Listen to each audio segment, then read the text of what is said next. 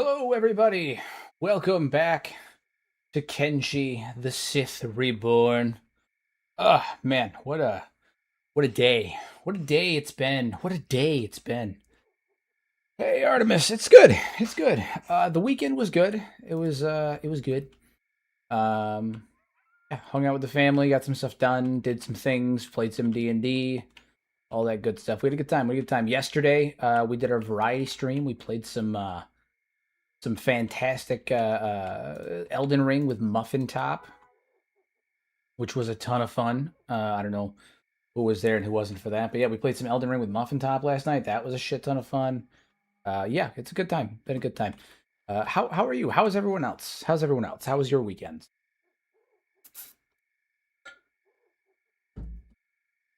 How was all of your weekend? Need to actually move widget. That way it's not in the way of chat. Yeah, fantastic. Okay.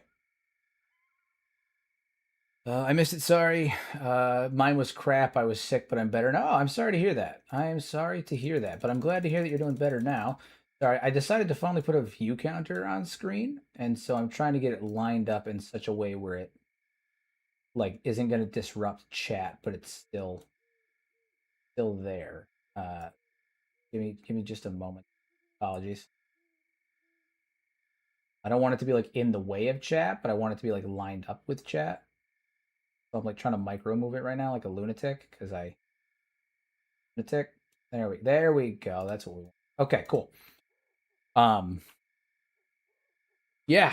Yeah. My weekend was fire. I may get fired though. Listen, we've all been there. It happens. It happens. I hope that it wasn't anything illegal. If you're gonna get fired, hopefully it's for something that's not going to affect your ability to get another job. That's the big thing. Oof. Got that load in lag. Because I didn't import because we're carrying NPCs right now because we're Jedi hunting. For those of you who weren't able to attend the last episode, we're Jedi hunting. So that's what we're. Oh Jesus Christ!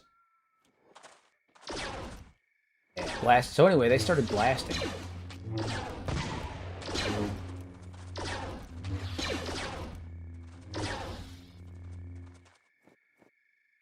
All right, yeah. So we're off Jedi hunting right now. Weegor and Captain Shark got absolutely messed up in the last episode, but that's totally fine. We had an unfortunate incident in the city of Black Scratch, where well, there's not much of a city of Black Scratch left anymore. We we did terrible things. We've committed horrible crimes. Horrible crimes. But that's also okay. All right. I'm gonna send Beep back in here to finish off some of these guys. Who are we carrying on our shoulders? Ah, yes, Javier Hunthar. And who's the other one? Oh, that's Captain Shark. That's not a bounty issue. That's just Shark. Yeah, Darth Beep is gonna collect every Jedi's head, every single one of them. All right, we need to drop some of these guys. You were a fool to make enemies with the Sith. You're a fool to think that you're a Sith in the presence of Darth Beep. In the presence of Darth Beep, you are nothing. You are no Sith. You are nothing but a fool. Put that man down. Yeah, off with your arm. What about you? Who are you? Dark Adept? Not adept enough. You've just been beeped. Oh, fuck, dude, he's dead. Outright. Outright. Fantastic. Also, guys, I'm going to bring this up a couple of times throughout the course of the episode, of the stream, but I am going to be dropping tomorrow the recap episode for the Sith Reborn streams. So basically, I'm taking the 5-hour VODs, 4 to 5 hour VODs, and condensing them down into 20-minute episodes for both long form content, but also so that way if people want to jump into the live stream, but they kind of want to know what the hell's going on, they can get caught up faster than watching 40 hours of VODs. Instead, it might take them an hour or two. It might take them 2-3 hours, but it's far better than taking 40 plus hours to get caught up on the VODs. So I'm gonna be dropping the first episode of that tomorrow. So that is that. Okay, so this is the bounty for Javier Hunthar. Javier Hunthar. She's dead. She is done. Hunthar is a dangerous dark Jedi wanted for multiple cases of murder and assault. We've all been there. Bring this Jedi scum to justice. Known to be carrying a highly unusual weapon and likely resides in caves. Do they have an unusual weapon? What did you have on you? They had a mace. Do they have something else that we picked up? Rika. I don't see an unusual weapon. Not seeing an unusual weapon. Nope. Nope. I don't know what you mean by unusual weapon. You're going to have to clarify that for me. You're going to have to clarify that for me because I don't know what that means. That's okay, though. She's using a mace. Oh, Hobby's power artifact. Power crystal. What is this? Hold on. It's a research artifact. Ooh, all right. Well, we're gonna take that. Darker light comfort can be found in refined, stronger mind. Interesting, interesting. So my plan tonight is I've said throughout this entire playthrough that I don't think I'm going to like make base building a focus, and I still don't plan on making base building a focus. However, I do think that I'm going to. I think that Beep being a Dark Lord of the Sith does warrant having his own fortress of sorts. So I don't think it's going to be like a main focus. I'm not going to be like producing or anything like that. But I do think Beep needs he needs like a fortress. He needs like a castle of some kind. Every Beep needs a place to hang his head. Hang his head. Hang his hat. Don't hang his head. That's a different thing. Don't do that.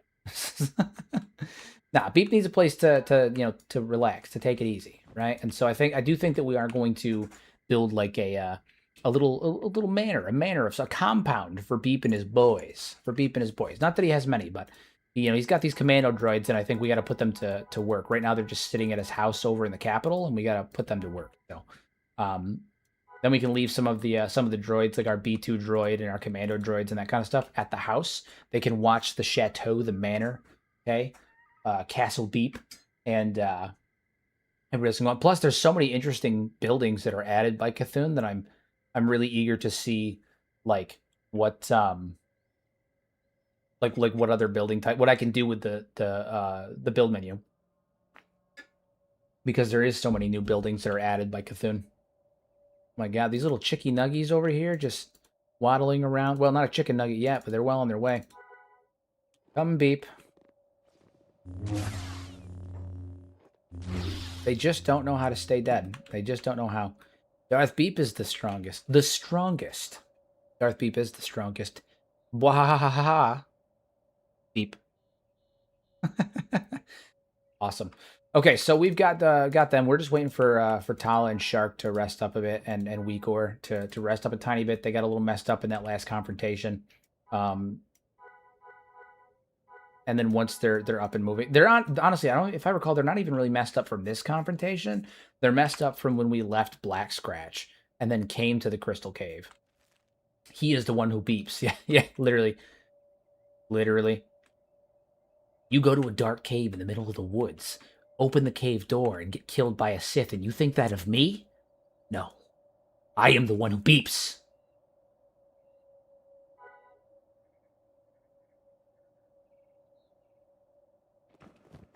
You just had like an aneurysm when I did that. Oh man. Okay. Agnew, you know what? I feel like we need to take a. Oh, you know what? Actually, Riku, what are you wearing? You got the scar. Okay, good. Very good. Making sure that everybody's all outfitted properly, right? We gotta make sure they're outfitted properly. What do you got going on, Agnew? A little bit of close. I have to do a little bit more, a little bit of additional editing to Agnew's dialogue packages at some point to add in that unique little flair of HK, where he will augment his little speech vocal pattern, where he augments his sentences with the type of sentence that it is. I want to add that in there at some point, but I just haven't gotten around to doing it.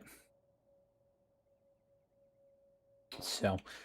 Okay, Weakor can almost stand up on his own, and then we can get out of here. He's, kind of. There we go. Leg kicking around like a goof. All right. Let's head back to who owns this village. Do we know? We don't. All right. Let's head back to Brink, towards the Mercenary Guild. We're gonna head back that way, and then we'll turn this Jedi scum. And once we do that, we will go off onto the next one, because we were originally not hunting this particular Jedi, Javier. I keep calling him Javier. It's literally not Javier. It's like Javi. Hunting Javi Hunthar. We were originally hunting. I want to say this one. Yeah, Jason Dooney. We actually massacred all of Black Scratch for the purposes of doing that. Hero, what is your favorite line that you've made for them? Well, I've imported and like added in a bunch of the dialogue from KOTOR for Agnew to say, that I think is really fun. One of my favorite lines of dialogue that I added was, there is the typical dialogue where Beep is like, Beep likes his new cybernetic limbs, and it makes him more like his best friend Agnew. And I switched that whole dialogue chain around to where, Beep is like, he makes comments about how he likes his new droid limbs because it makes him more like his loyal assassin droid Agnew, and then Agnew is kind of the whole time just being like, Master, you can't keep calling yourself a droid. You're not a droid. It's funny. It's a good time. It's a good time. They have a good time. They have fun.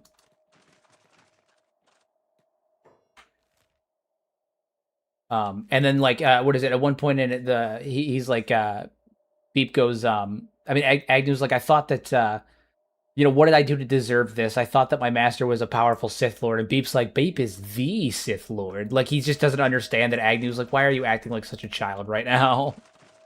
So I added in a lot of quirky little like interactions between the two of them, but it's also funny because like sometimes Agnew comes off like he's like frustrated that like Beep is his master, but then other times I have Agnew come off like he's like the two of them get along, swimmingly. He treats him with respect and reverence. Sometimes in combat, Agnew will be like, touch the master and lose an arm, meatbag, and stuff like that. So, there's a degree of reverence and camaraderie between the two of them. They almost have like they almost fight like siblings. I feel like is the kind of vibe between the two of them. Like they are best friends. They bust each other's balls, but they're besties. They're besties. It's a little maybe less wholesome.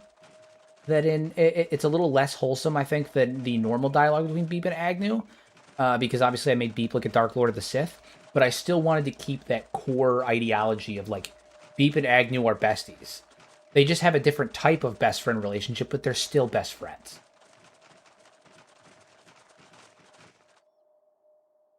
They're still best friends. And I added lines where like if Beep loses a limb or if Agnew loses a limb, the other one will yell, will yell for it. And be like, Master or Agnew and all that stuff. Like they'll yell for each other if one loses a limb, or if one's being tortured or something like that. I switched the dialogue and Venge around. Like I added a lot of cool stuff to it. So they still have that core like brotherhood, that core relationship. It's just altered a little bit to be more Sith like. Black Dogs HQ. Are the Black Dogs gonna be a pain? Are they a pain? Are they an issue for me? I don't actually know that. I don't know what Cthulhu does to the Black Dogs. I don't see anybody up on the walls. I don't see anybody in here either, so I don't imagine they're too much of an issue. Not gonna mess with it right now, though. We have deliveries to make. We're not here for them. We're delivery boys. We got to deliver Javi here. Oh, Javi's dead. Well, that's annoying. We're gonna get half the bounty for him. How much was their bounty worth? Didn't realize Javi was dead. We're only going to get 17,000 for that. I find this hardly acceptable. Hardly acceptable. We're not going to get our full bounty. I had no idea. I thought Javi was just unconscious. We healed them up and everything. Ridiculous. Downright deplorable, actually.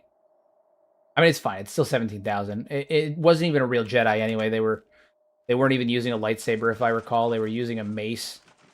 So, what is it? Does it even really count? Does it even really count? What is this? Oh, geez. This changes things. Well, on the upside, because they're dead, if we end up having to put them down for a minute, it's not the end of the world, but we're actually gonna pop on over here because I have a feeling that these guys will be a problem if we get too close. Yeah, they didn't even put up a real fight. Are they really even considered Jedi? I mean, Beep is out here for two reasons. One, he wants to prove himself. He wants to prove himself to Palpatine and to Vader. We had that little bit of dialogue where, the implication that Beep is Vader's side project, whatever that means, And And so like Beep wants to prove himself to the Emperor, and he wants to prove himself to Vader and all that stuff. You know, he wants to establish his position as a dark power of the Sith, Dark Lord of the Sith. And you know, with that being said, Beep is out looking for strong opponents. He's not out here just for the money. He's not in it for just the money. We have plenty of money. We're rolling in money. He's also here because he wants someone, a worthy challenger of his Beeply might, someone that can you know, put up a good fight against him. So we're hunting people down. We already killed Mace Dindu. Didn't plan on doing that, but we did. So I guess we're kind of +1 already on that regard. All right, they got a police station here that we can drop him off at. Yes, they do. He wants someone who can almost beep back. Exactly. I should have made the prime antagonist of this playthrough Beep's Southern Hive twin, Bop.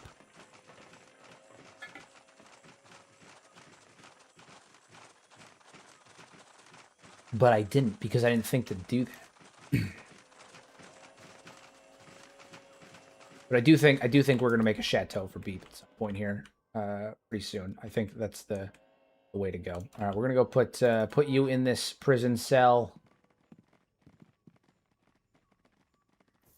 Get that reward. Oh, did I get the full reward? I did. I think it's because I just put them in here without saying they were dead. That's pretty cool. That's pretty cool. I'm gonna take your cloak though. I do want the cloak. We're gonna take the cloak. All right, and then is there a bar here that I can go to? There is. I want to see if there's a what is it? A plastic surgeon in this bar.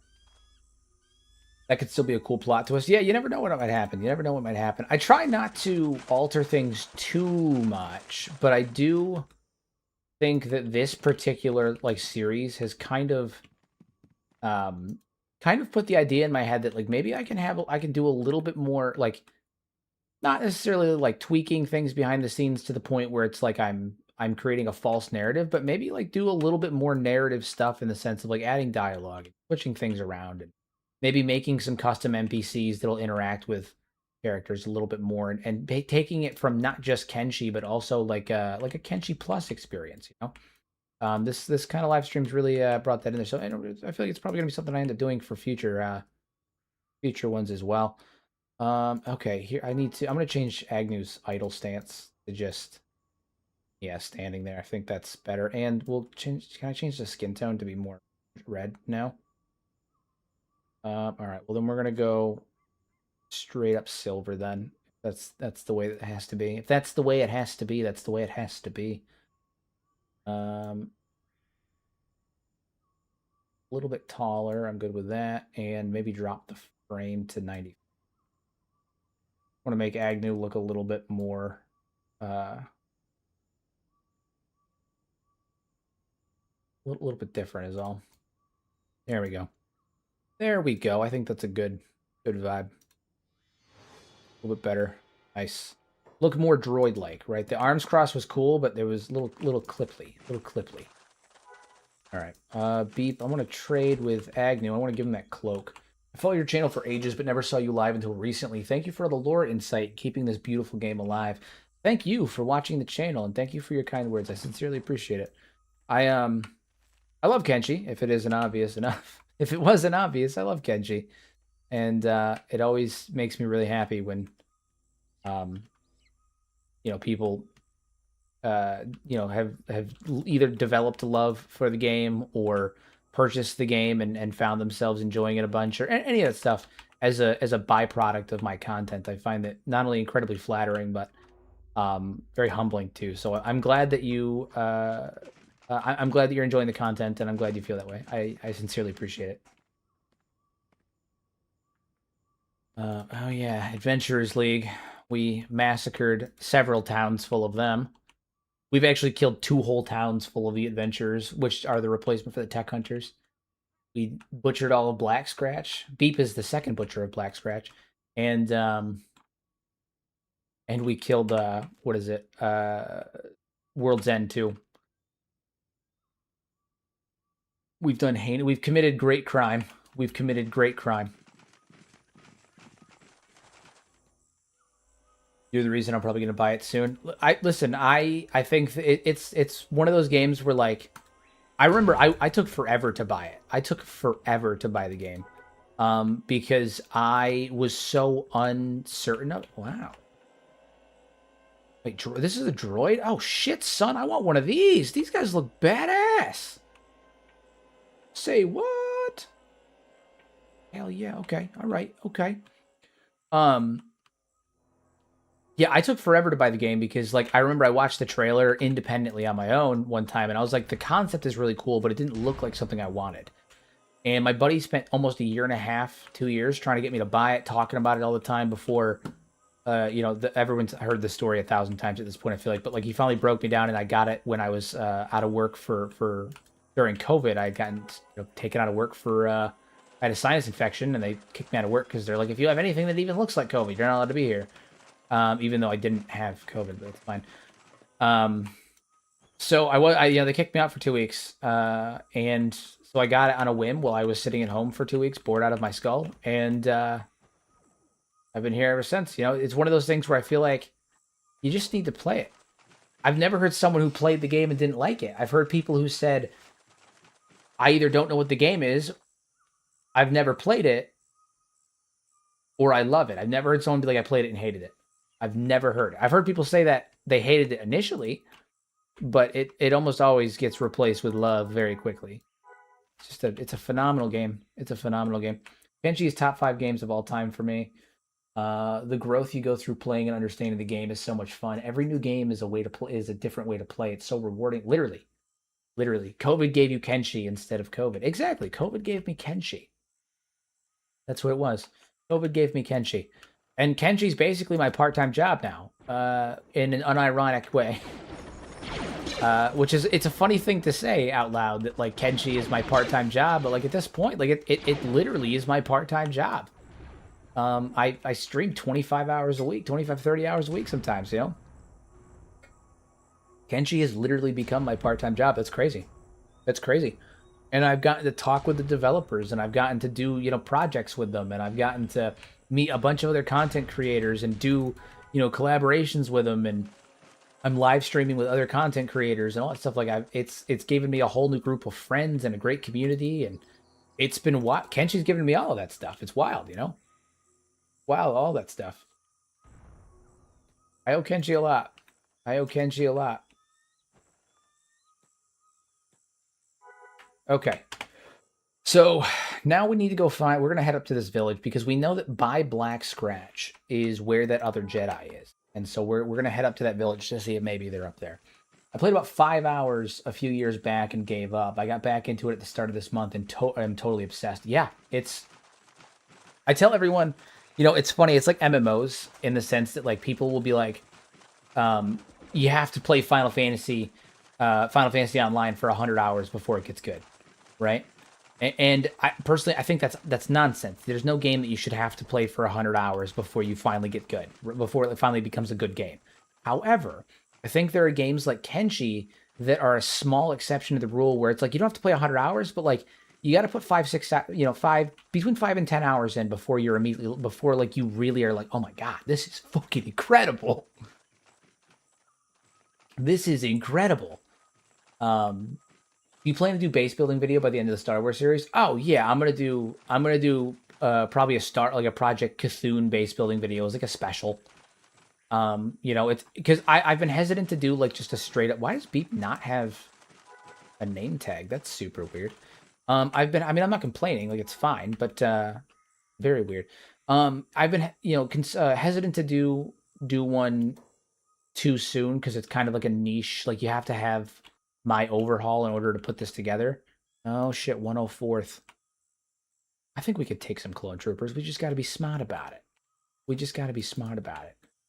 I've been hesitant to do it quite yet, but I do think at the end I'm going to do like a niche, like, hey, this is a Star Wars specific build for all my Project Cthulhians out there, that kind of thing. So, I think that could be fun. All right, we're going to have you pop on up here. Yes. You're going to come on over here. Weekor over here. You right here. Agnew over here. And then Riku and Beep are going to pop on back here. And we're gonna let Thala just start sniping. Okay, so Thala's taking some hits, so we're gonna send Beep and Riku in. Them come in. All right, so Shark, you're gonna pop on over here. Weakor, I want you shooting that guy. Agnew, I want you shooting that guy. And B2, you're gonna be shooting that guy. And then Tala's gonna stay back here and hold the line. Does B2 have ammunition? B2 has a ton of ammunition. B2, please haul your ass. Get on over here and start blasting. You have one job. It's to blast.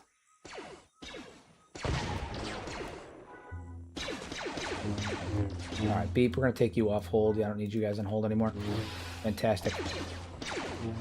Hell yeah, look at this. Legion of Clone Troopers just dropped them like a sack of potatoes. Like a sack of potatoes. Is it a bad sign? I forgot the other the other sign's names already. Like she never existed. Oh, the other Sith. Yeah, she's gone. It was Zora, and she's dead now. She's dead now. She can't bother us anymore. Oh, sweet Jesus, this is perfect. This is exactly what we needed, which is we needed power cells. This is exactly what we needed. Oh, that was the... Oh, no, this is Mace Windu's. Never mind. Ignore everything I just almost said. I have no idea what I'm talking about. I'm making shit up. I'm a fibber. I lied just now. I almost just lied to you guys, and that's not okay. I have no idea what I'm talking about. Ignore me. All right, we're just going to make Tala just absolutely stacked with ammunition. Take all of the ammunition she can get her hands on. I will drop old ones if I have to. Yeah, I'm going to have to. These old used ones, we're dropping those. Take all of these. Stolen from the 104th Clone Trooper in particular. Okay. Yeah, just all of those. Nope. Nope, nope. Nope, nope, nope. Nope, nope. Nope. All these power cells. These are super important as this is our primary ammunition type across our two strongest characters. Wow, hero, I'm offended. Why are you offended? Oh, because I lied? Because I almost lied? I'm sorry. I'm sorry. What's her encumbrance level? Moderate? That's fine. She's fine. She's fine. She's fine. There's a mod called Prisoner Polls, where who you catch goes on the poll and eventually joins your group. I'd love to have a team of Tin Fist, Catlon, Bugmaster, and then upload to a fresh new game. You can also use recruitable prisoners. You can reprogram skeletons like Tin Fist and Catlon, and you can also recruit the Bugmaster by getting what is it? The Mega Raptor horn. The Mega Raptor horn will let you get the Bugmaster as well if you bring him that. I've done it in a couple of playthroughs before. So other options should one see need. We have food, right? Yeah, we have plenty of food. Good, good, good. Okay, so we are completely decked out in ammunition now, which is friggin' perfect. Because we need a lot of ammunition. We need a lot of ammunition. Agnew in particular and Tala need to be constantly ammunized because they are our strongest gunners at the moment. Strongest gunners at the moment. Guys, is this more? What is it? Oh, scavengers? No, this is poultry. Poultry. Agnew. Do what Agnew does. Get down on one knee and just start blasting.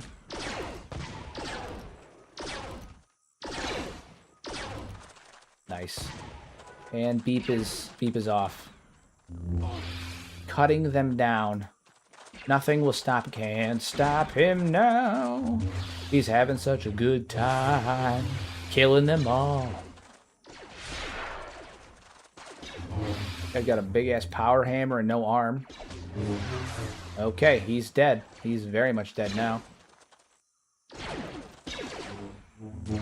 My God.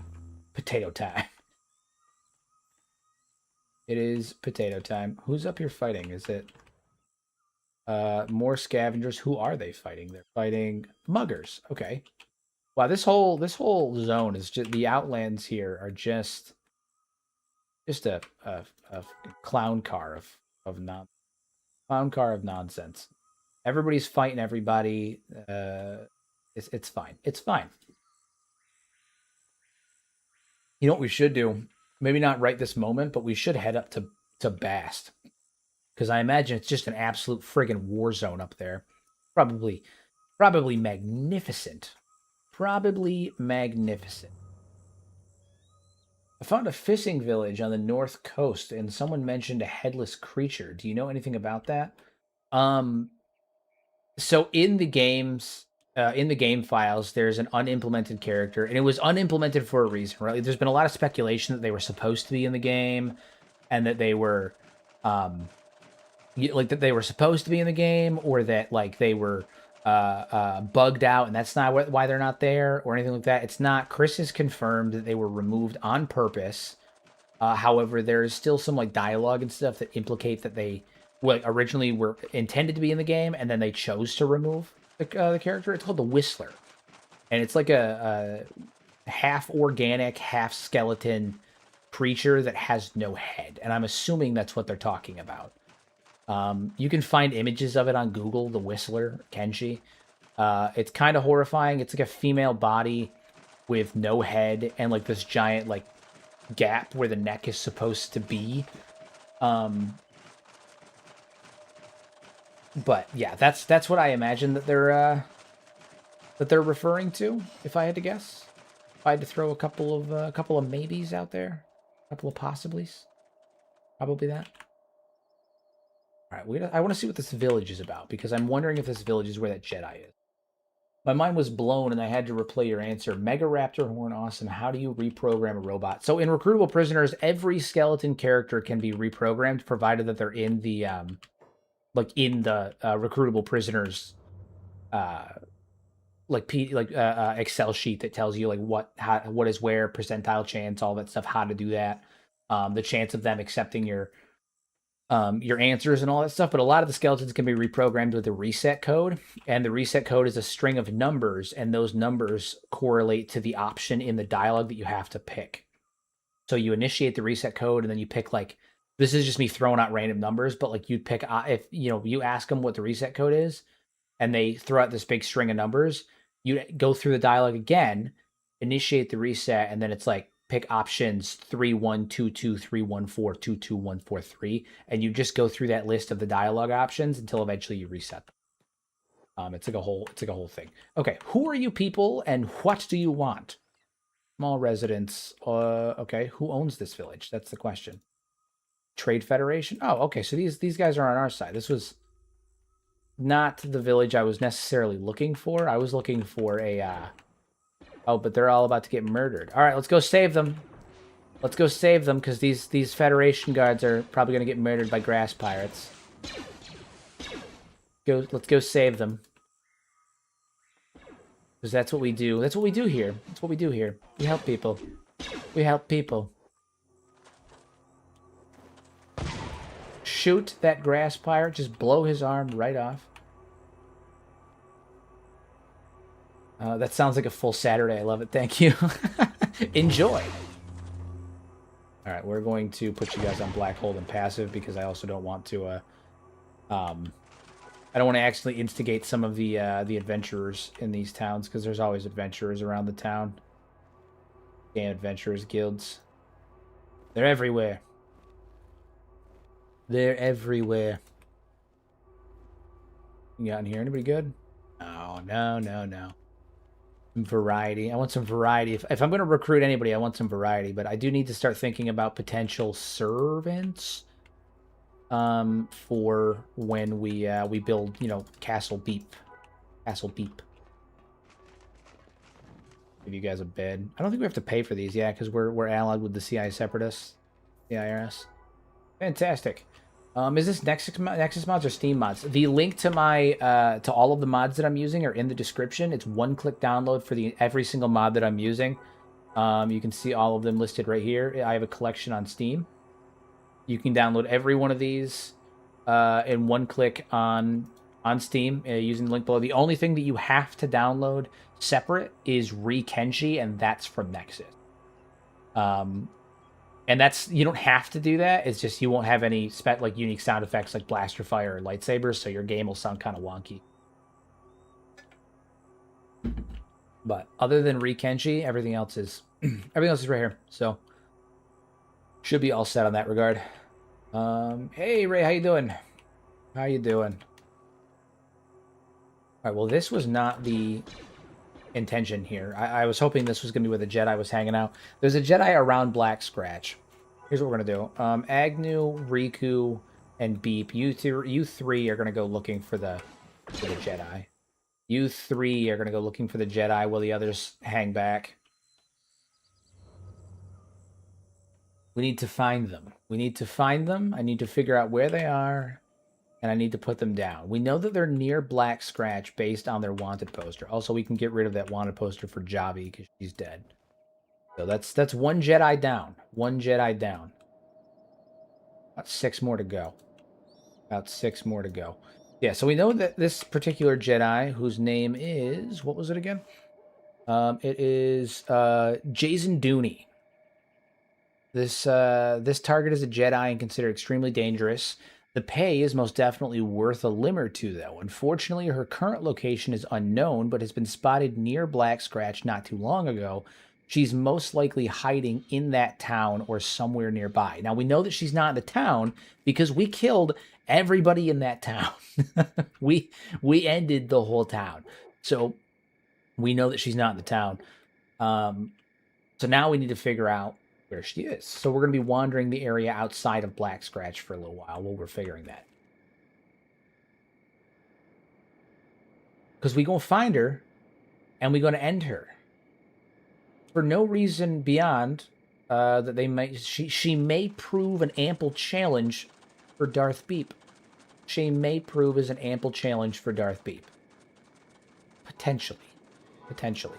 Although, at this point, I doubt it, because not many people are an ample challenge for our Lord and Master Darth Beepus. But, either way, we're going to see.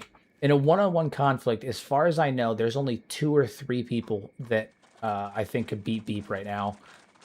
And one of them is in the Ashlands. Yeah. Darth Beep will beep her. Darth Beep will, in fact, beep her once we find her. I don't think she was in Black Scratch. Again, we massacred the entire town. And I don't remember seeing a Jedi of comparable skill or anything of the sort. So, I don't think that they're there. I don't think that they're there. Hey, Eric, how you doing? Welcome, welcome. But we just got to keep an eye out because there is... they're going to be here somewhere. They're going to be here. She's going to be here somewhere. Thugs, they're just standing there.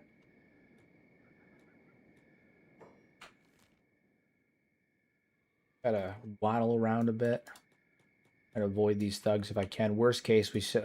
wait. No, hold on. We may have pulled aggro on this. Yep. Okay. All right, here's what we're going to do then. We're going to put you up here. And we're going to put you 2 down here. Take you off block. Take you off hold. We're going to have Agnew stand up here on the ridge and just start gunning down. Just start gunning down. And then the 2 of you are going to go to battle. All right, Agnew. Fire away. Agnew's giving cover fire to his best buddy. Hey, Delcy, how are you? Welcome, welcome. Okay, Beep's taking a little bit of damage right now. Beep's taking a bit of damage. Agnew, are you shooting? Yeah, Agnew's still shooting. How's he doing? Okay, he's gunning him. He's getting him. He's actually making contact a good amount, too. His accuracy is actually really fucking good. Wow, Beep actually took a bit of a beating that time.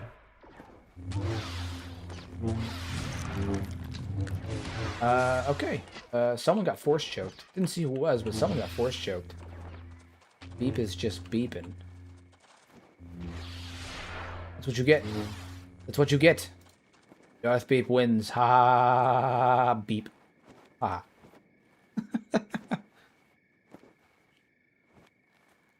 Cool. That went pretty well. Agnew was superb cover fire. Superb cover fire. Absolutely golden. Killing it. Just killing it. We gotta find this creature. This Jedi. What does it say what race they are? I think this Twi'lek, right? Nope, male's yeah, female Zabrak. Okay, female Zabrak. Beep is the one who beeps. Beep is in fact the one who beeps. Got a female Zabrak, just somewhere around Black Scratch. That's all we know. We don't know where around Black Scratch, just that they are around Black Scratch. So we're kind of just off hunting in the area around here until we locate them. Heisenbeep, exactly.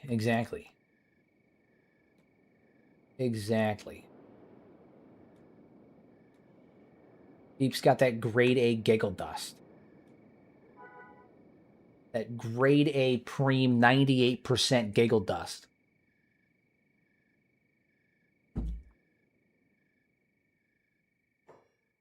Okay. These are all Bischoff clan. This place is mostly dead. We killed most people that were in here. At least all the Adventurers League people. And again, I don't remember seeing a Jedi in here once. We went everywhere. So I don't believe that's there.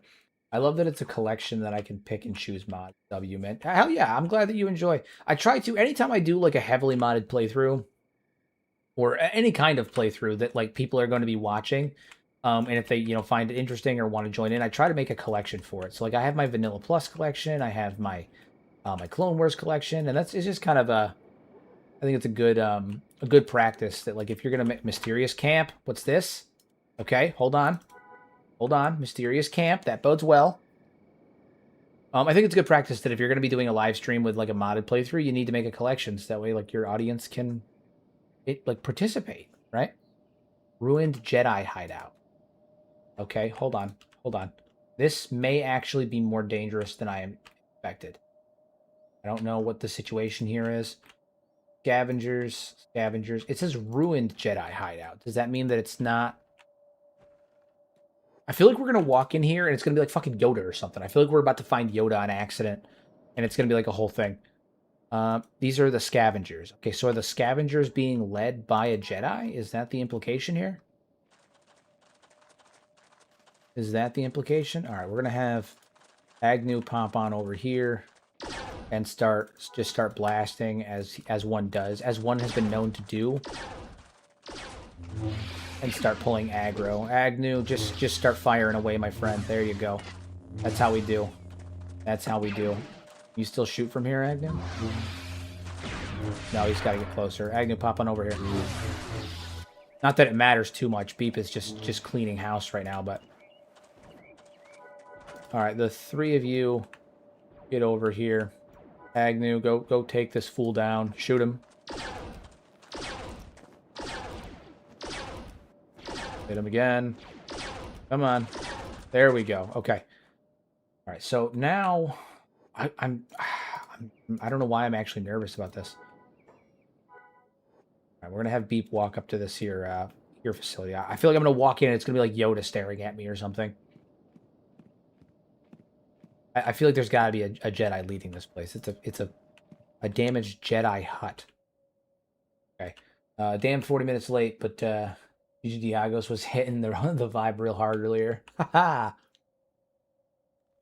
Also, I brought this up earlier. I'll probably bring it up a couple of more times throughout the course of the stream.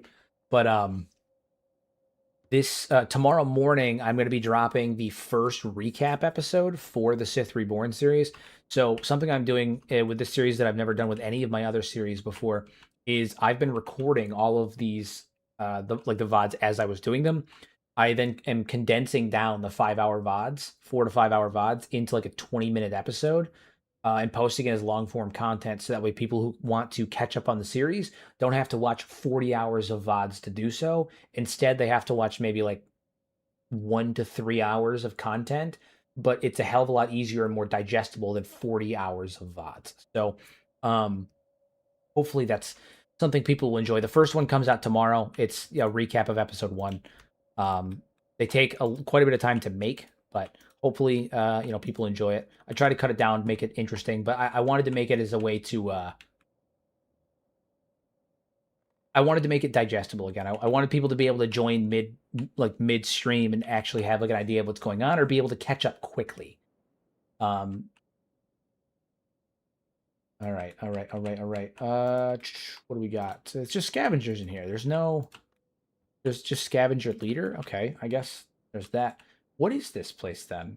It ruined Jedi hideout, but like, is there not a Jedi here then? Is that I guess there's obviously not a Jedi here anymore, but feels like a bit of a waste. Feels like a bit of a waste. Well, we're popping in here. Beep's gonna come in and just start tearing this place asunder. They will all die. They will all die. There is only death for you here.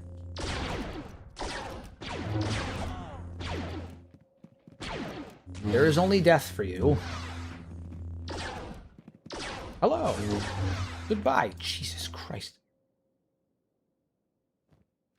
Okay, well, they're dead. Beep just full or just younglinged them. Just full on youngling to them. Okay, well, this place turned out to be a bit of a disappointment as well. Still not having the answers that I'm looking for. Still not having the answers that I'm looking for. So I just started beeping. Had to be done. I walked in and I just started beeping. That's all it was, you know? Went in there and just started beeping. You don't mess with Sith Lord Beep, okay? Darth Beep is a whole different animal. Whole different animal. This man makes Order 66 look like a fucking carnival. Like a carnival. Like a carnival. It's one, it's the one ruined Jedi place from KOTOR 2. Maybe. Mayhaps. Okay, so we need to... Who are you shooting at? I have no idea. All right, I guess we're gonna keep exploring. I had hoped that was it, but I guess not. Where else might they be? By Black Scratch. Where else might they be? I haven't seen any other locational markers pop up that would indicate someone's nearby, but I guess we'll just keep on looking. We'll just keep on looking.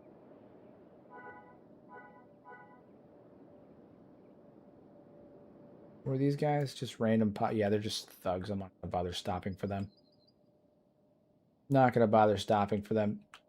Yeah, I have yet to see another locational marker, like anything to indicate where this Jedi might be. And again, I don't think they're in Black Scratch. Like we literally butchered everyone in Black Scratch. I really find it unlikely that they're. But I'm also like, we've kind of. I guess one of the other questions is like, what defines near Black Scratch, right? Like, because what is it? The bounty poster says, spotted near Black Scratch not too long ago. She's most likely hiding in that town, ... or somewhere nearby, which makes me think it's somewhere nearby. But how close is nearby, right? Like, what's the line for nearby? I don't know. These are all important questions. Those are Clan Nemo and bounty hunters. Awful stuff. Those guys can be absolute pain in the asses.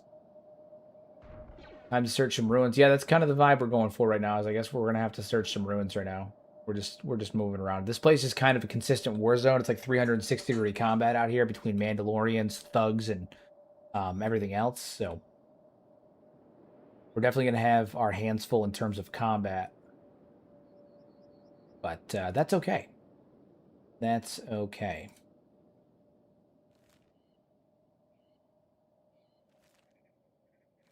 Waiting for a map marker or something to pop up to kind of indicate where they might be. Something? Anything? Something? Also, with a 50,000 like a 50,000 credit bounty, like her bounty is nearly double what the last one we picked up was.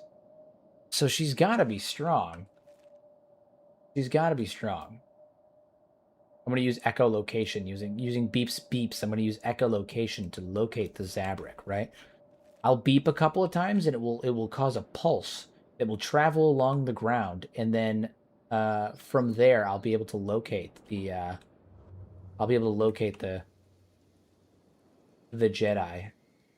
I just have to be careful not to get beeped in the process. Exactly. You guys have got it figured out. You guys have got it all figured out. Got it all figured out. Place nearby. I could... I mean, I guess theoretically I could start to head south a little bit towards the pits, but...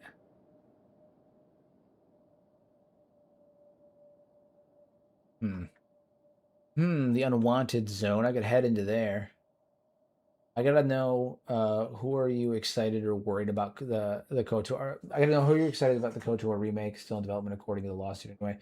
I'm hyped about it. You know, obviously we have Fate of the Old Republic popping off, and they brought back the original, like one of the original creative directors from the original, you know, Knights of the Old Republic 1 and 2, and they're involved on the Fate of the Old Republic. So I have high hopes for it. As for the KOTOR remake itself, I mean, I think we just need a remake of KOTOR. Like I'm down with whatever. I'm down with whatever. If you beep, are you beep? Maybe, but you've got to beep a beep first. Guys, I'm gonna have a fucking aneurysm if I keep saying beep too many more times. I'm going to have an aneurysm. I'm having a stroke right now, currently, in this moment. It's happening. Right now. You're up, it's happening. Beep. Raiden wants me to die, confirmed. Raiden wants to kill me, confirmed. Yeah. Funny. Maybe in the unwanted zone. All this to find one measly Jedi. Now I know why it took Vader 20 years to hunt down most of the Jedi. My God.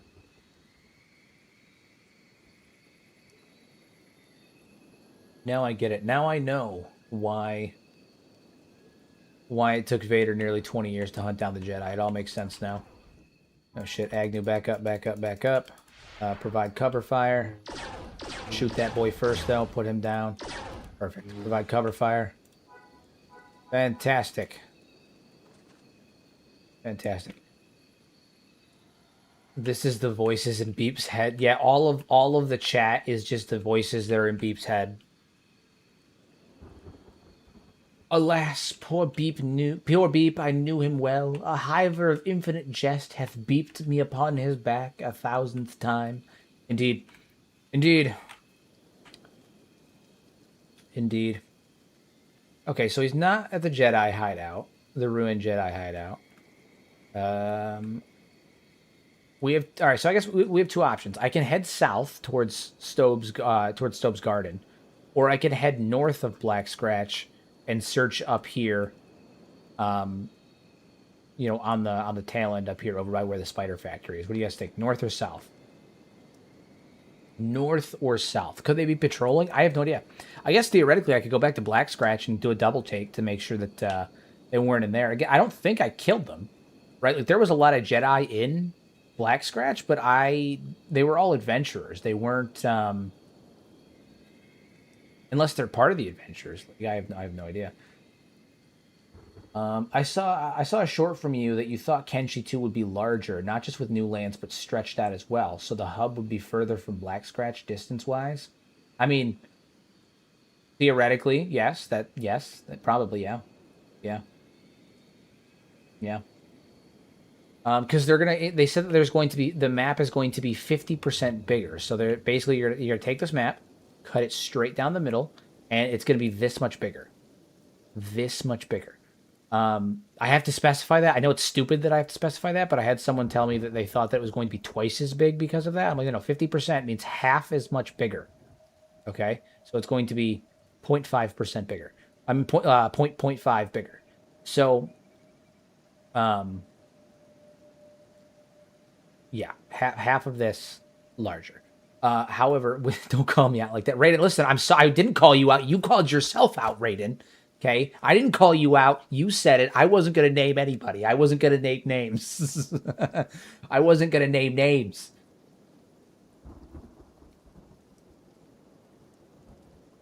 All right, let's head south. They might be in a stronghold. They have distant lands. Indeed. Indeed. Indeed. All right, we're going to head south then. We'll head towards head south towards Stobes Gamble, Stobes Garden there. I wasn't gonna name any names, Raiden. I wasn't gonna say anything.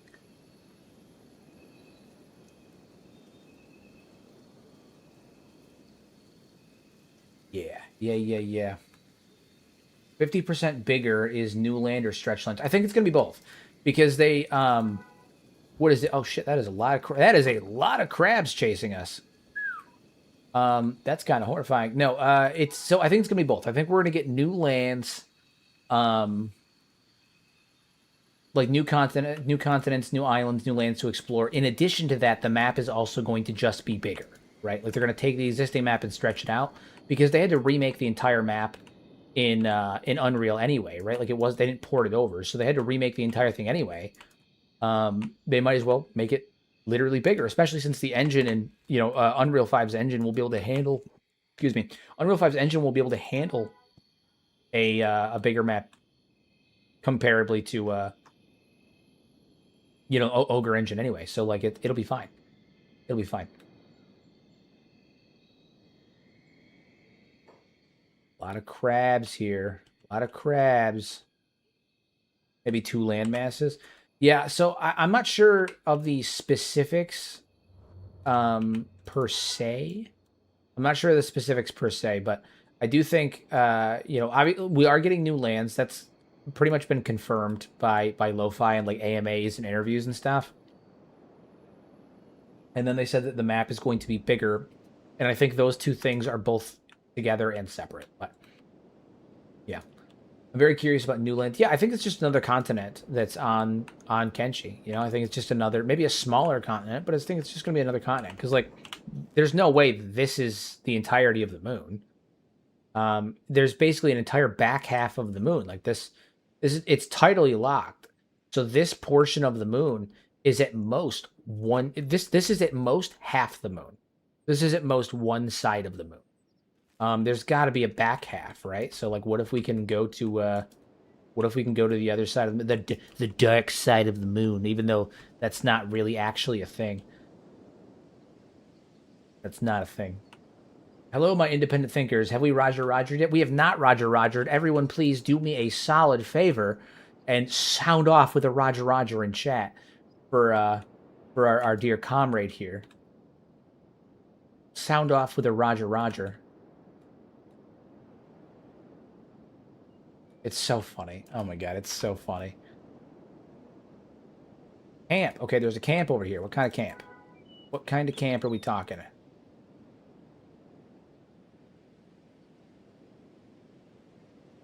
I'm glad you said that. All sides of the moon get light. Yeah, it's just we don't see one of those sides because it's our moon is tidally locked. So it's not that there's a dark side of the moon. There's a far side of the moon, but there's not a dark side of the moon.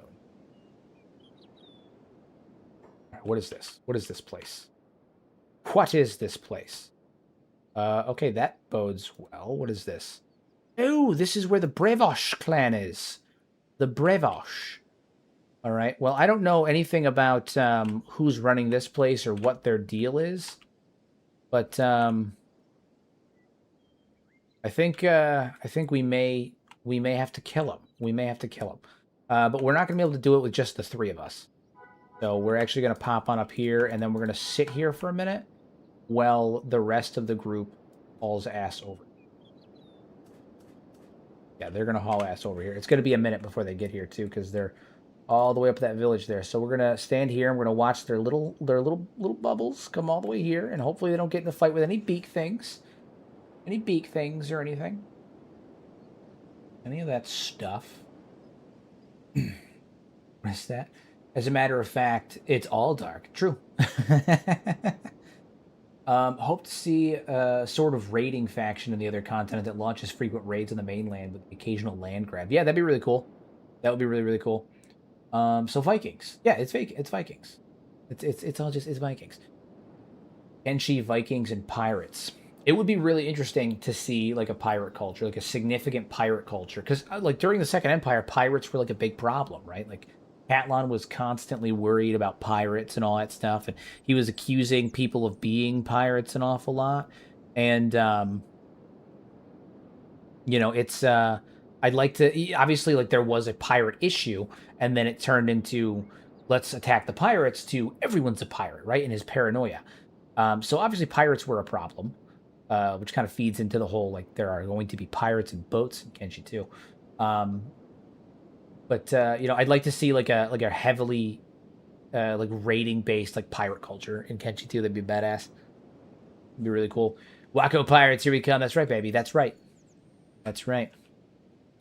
I gotta get the full crew over here because we're about to siege the shit out of this place. Are you excited for boats in Kenshi 2? I am beyond excited for boats in Kenshi 2. I hope that boats serve as more than just transport. That's one of my big things right now, is I hope that they serve for more than just transport. Like, I hope that boats can be boarded. Like, can you imagine having like a larger ship and, moving that ship across the seas of Kenshi, and then you can pull up next to an enemy boat and jump onto their boat like a pirate and just start going at it with them. I mean, that'd be crazy. That'd be crazy. It's lunacy that we're talking about right now, and it's wonderful. It's magnificent, and I want it. I want it now. I want it right now. But we're probably not going to get it for like 2 years. Yeah, and man the cannons. It looks like we're going to have a small skirmish because these fools just wandered up to us. Bravosh clan enforcers. Fools. Fresh meat, huh? Is that what you think I am? You think I'm fresh meat? Interesting. Interesting. I think you're a corpse.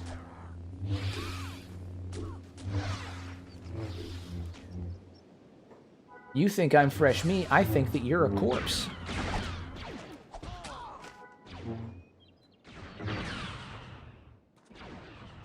Agnew, just start gunning them down. Just start gunning them down. And I think we're pulling some out of the base right now, too, which is honestly not a bad place to be. Not a bad place to be. Hey, Bear, how are you? What's going on? I see that we're doing some Star Wars in here. That's right. That's right. That is right. We're Jedi hunting right now, although unsuccessfully, admittedly. We're having a hard time finding this Jedi. There's a specific Jedi that we're hunting. We're having a hard time finding him. Where is Riku at? Okay, she's up here. Oh, literally right there. She was literally in front of my face the whole time. How are you guys doing? It says they're moving, but I don't see them moving.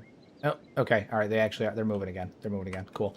We're gonna siege this place, this area here. It's the headquarters of Clan Bravosh, which looks like a Mando clan of some kind. I'm assuming they look like a. Well, no, they can't be a Mando clan because they have fucking Trandoshans. I think maybe they're just a clan of Trandoshans.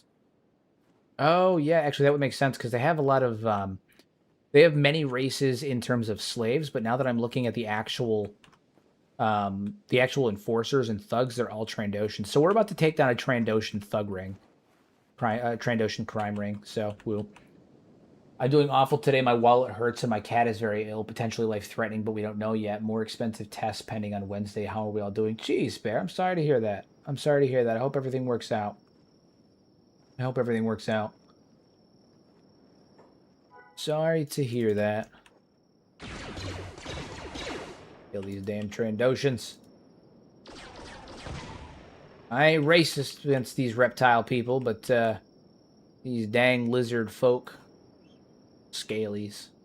Those are a different thing. That's not, those are different. Those are something else.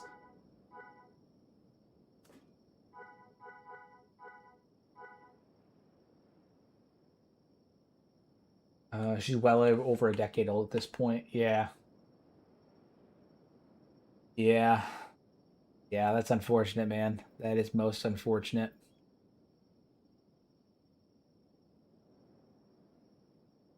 Okay, let's go deal with these Trandoshans. Let's go drop these foes. Drop them off.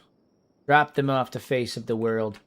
All right, we need to strategically position our snipers. So the first thing that we're going to do is we're going to pop on over here. And we're going to try and get most of the enemy to come to us outright. Try to kite most of them out of the base. If we can kill a lot of them in the field, then we can have our Beep, Agnew, and Riku run in and finish them off. So we're going to stand right here. right here. We're going to get into firing squad position with Pala in front. Shark over next to her, Weakor on the other side, B2 over here, and then Agnew, shoot this guy. Shoot him in the face. All right, fantastic.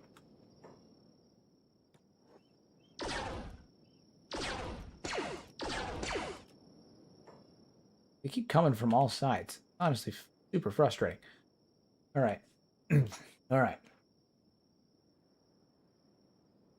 What is it? The last. What do you? Hold on. Where do you think the Hybers originally came from? Oh, so I have a very very extensive theory on the Hybers. I think the Hybers are the byproduct of very intense, egregious, over genetic manipulation towards the end of the Second Empire, in an attempt to fix all of the problems that the Second Empire was having at the end of the Empire. Right, famine, environmental factors, issues with rebellion and all of that stuff, mass exodus of people, so there was loyalty problems, all of that stuff. The Hybers are perfectly equipped to deal with all of that. They're resistant to acid, they're resistant to radiation, they require less food, they can work in harsher environments, they're incredibly subservient, easily controllable, and they are also modeled after skeletons in many, many ways, right?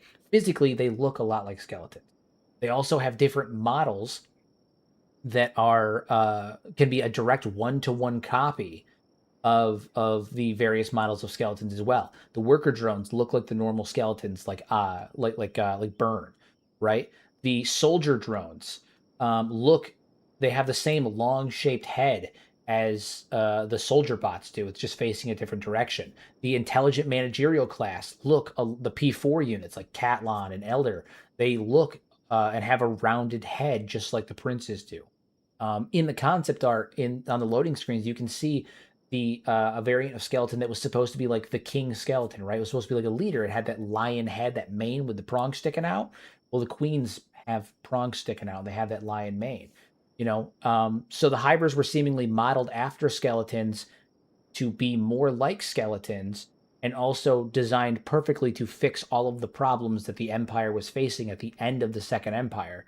Um, my belief is that the Hybers are the genetic byproduct of intense testing and manipulation by the Second Empire. Towards the end, when Catlon was in his peak levels of madness during his empire, as everything was crumbling around him, and that would also explain why the Hybers didn't show up until the very end of the empire. They didn't. There's no mention of them at all uh, until the end of the Second Empire, and it's because they were made at the end of the Second Empire. In addition to that, too, look at the queens. The queens are half organic, half cybernetic. They're clearly the byproduct of some kind of deliberate physical alteration, not like they weren't clearly created naturally, right? Like it's ingrained in their very biology, how they reproduce, to have some kind of augmentation to their body. That's not the byproduct of evolution or anything like that. That's the byproduct of manufacturing. So basically, genetically made slaves, kind of. Catlon was a very egotistical character. He really thought that he was going to make the empire better.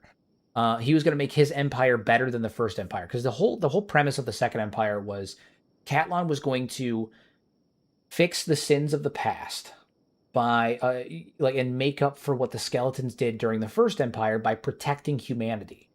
But you have to remember that skeletons are inherently very, very self-centered and egocentric in many ways. Many skeletons are very egocentric, and sometimes even in the way that they forgive, right? Like they constantly ask for forgiveness because they need it. It's not about trying to do what's right. They need forgiveness from the humans. It's for them. It's not even for you. It's for them. They're very selfish creatures. And because of that, that's mirrored in Catlon's empire. He wanted to fix the sins of the past with the first empire, but he did so by making an empire that was the exact opposite in almost every way to the first empire, as a way of being like, you guys did it wrong, I can do it better, and I'm going to protect humanity because I'm the hero here, right? So even in him trying to make up for what the skeletons had done in the past, he still was kind of shoving his ego out there, being like, I can do it better. An example of this The First Empire was non-militarized and had a primary population of humans with a large population of skeletons underneath them. Flip it. The Second Empire was a heavily militarized society with a population of skeletons and a large population of humans underneath them. The First Empire was all about innovation, creativity, and creation of new things. They were a hyper advanced society that was based on innovation, creating new things, inventing, all of that stuff. The Second Empire was a technologically stunted society that was largely based on scraps and repurposing existing technology. They didn't make anything new. They repurposed and reconfigured. They made nothing new. The First Empire would have a subservient workforce in the form of the skeletons that were likely connected to some kind of mainframe or some hive mind, some kind of mainframe that was used for patching and all that stuff. Well, the skeletons towards the end make the hivers. Now they have a subservient workforce that's all connected through a pheromone link or a hive mind. When did all the mutations take place? Hive, Shek, animals. All right, so enforcers. So the Shek came before the hivers. We know that the Shek came before the hivers. So the Shek were originally a race of humans. They were humans that were modified ever so slightly, a little bit, to make them more aggressive. And they were indistinguishable from humans. Like, these are very minor modifications, very, very minor modifications. And this would have been done at a time when Catlon was more he was less paranoid, less angry, less egregious, more ethical, right? And so he would do testing before they do gene manipulation on people. And it would have been done on infants, by the way. It would have been done on either on unborn infants while they were still forming, probably without the knowledge of the people that it was being done to, but that's a whole different discussion. But that's how genetic manipulation works, designer babies and all that stuff, altering genes to get specific traits and all of that stuff. But that's a different part of the discussion. So this stuff would have been done ethically first, and there would have been animal testing. So in order to isolate the correct genes to make these humans come out more aggressively, come out and be more aggressive, they would have tested it on animals first. They would have tested it on dogs. They would have tested it on bulls. And then when they isolated the correct gene, they would have implemented that onto people. And that's why over the course of, minimum 1,000, but 1,000 plus years, as the Shek evolved from these near indistinguishable enforcers that looked human into the Shek, they developed bone armor plating. And the creatures that were in the testing phases, like the proof of concept phase, basically, like the dogs and the bulls, also developed that bone armor because the same genetic tests, the same gene alterations were done on them as well. And so they naturally developed the same bone armor as the Shek because the same genes were altered on them during the testing phases. And then, you move into places like with the hivers towards the end, when Catlon would have been doing not tiny alterations, it would have been rapid fire, egregious, high basically just full on human experimentation, like not gene alterations, full on human experimentation. You ended up with the abhorrent, disgusting amalgamations that would end up being used to be human, and now they're the hivers. Because they altered them so rapidly, so egregiously. But as a byproduct of that, the hivers can't reproduce normally because they're asexual, and they don't have the ability to, because they've been altered so much. They have to use an incubator to basically artificially create new hivers using the incubator, which is why they're a blend of machine and organics, because they can't reproduce naturally. It's they're incapable of reproducing naturally because they're the byproduct of intensive experimentation. And the skin spiders were just like the bone dogs and the pack bulls ended up being the proof of concept for the Shek.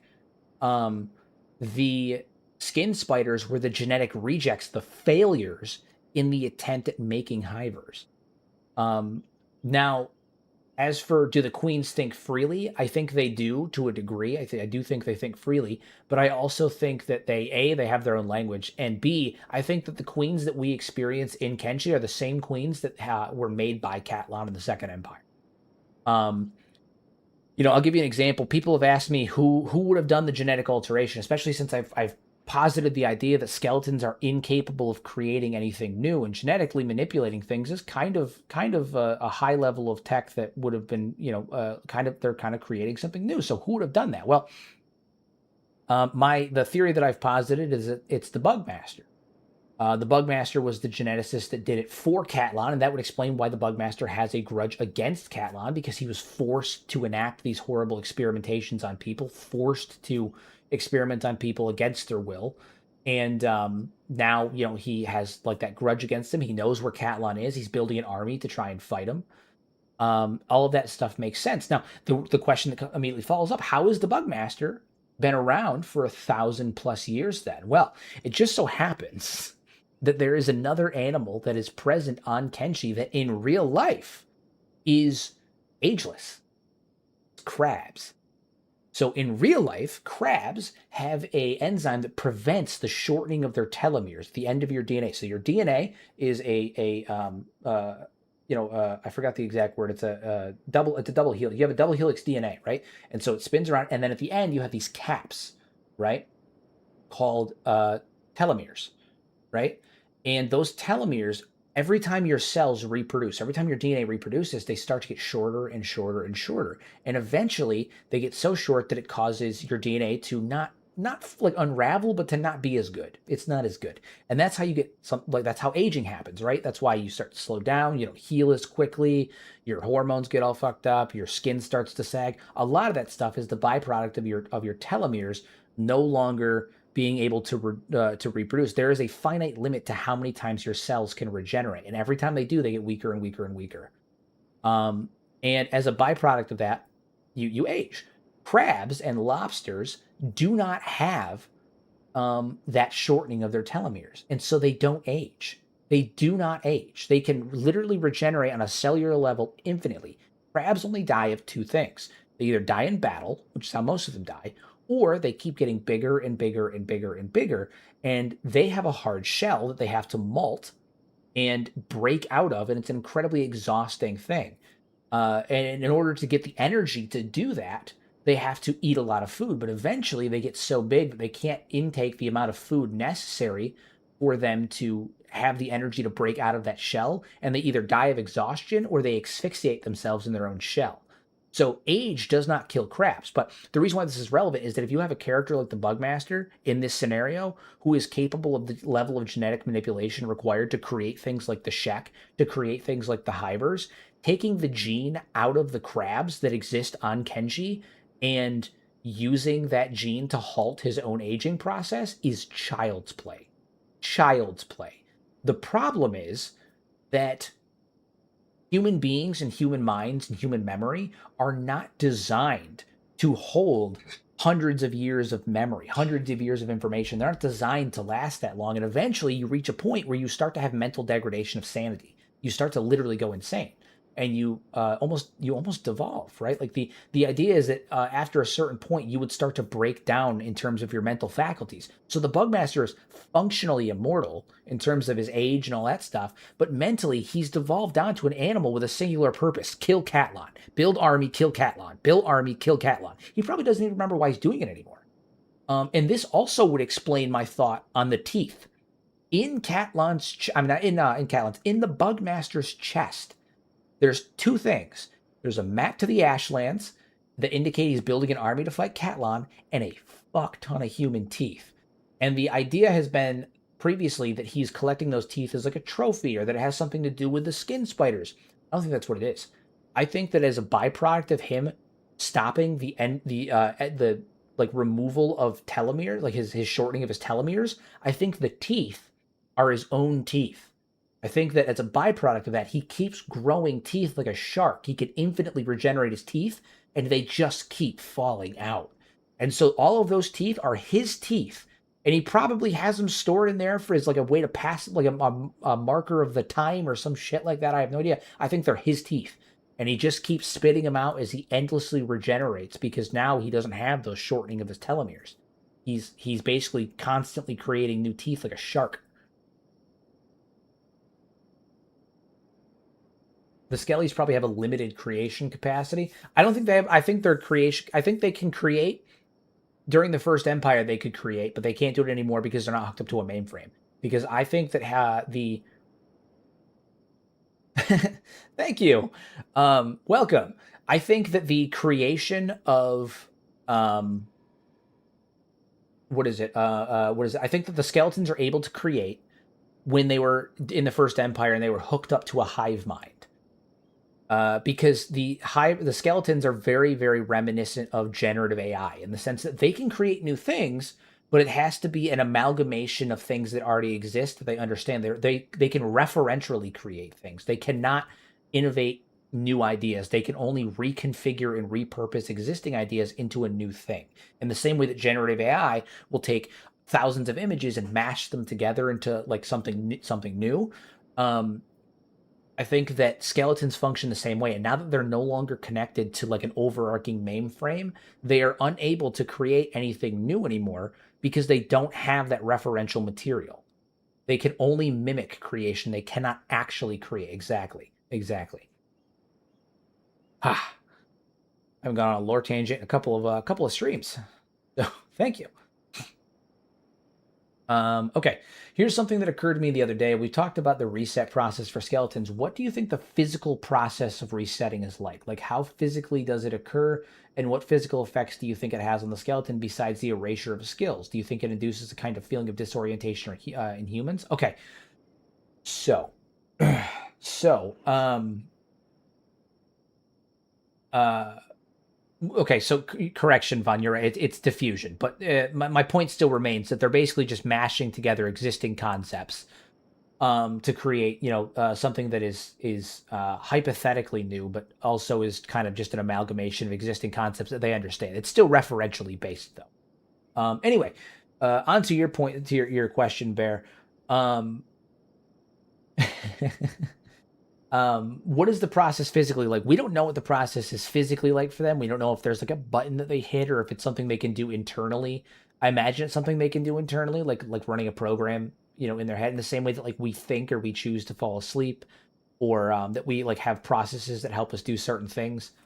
Um, I think that it kind of runs the same way. Now, in terms of what it does, it erases their skills, but it doesn't just erase their skills.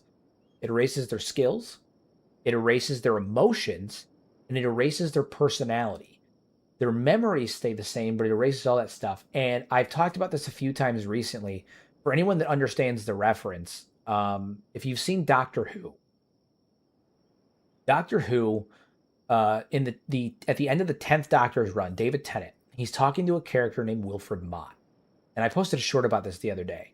And there's a line where Wilfred says, well, if you die, it's not a big deal. You can just regenerate and you'll be good as new, right? And he's kind of trying to like perk him up a little bit because the doctor's like, I'm going to die soon. So Wilfred's trying to perk him up and be like, oh, well, if you die, it's not a big deal. You'll just regenerate. You'll be good as new. And, the doctor looks at me and says, even if I regenerate, it feels like dying.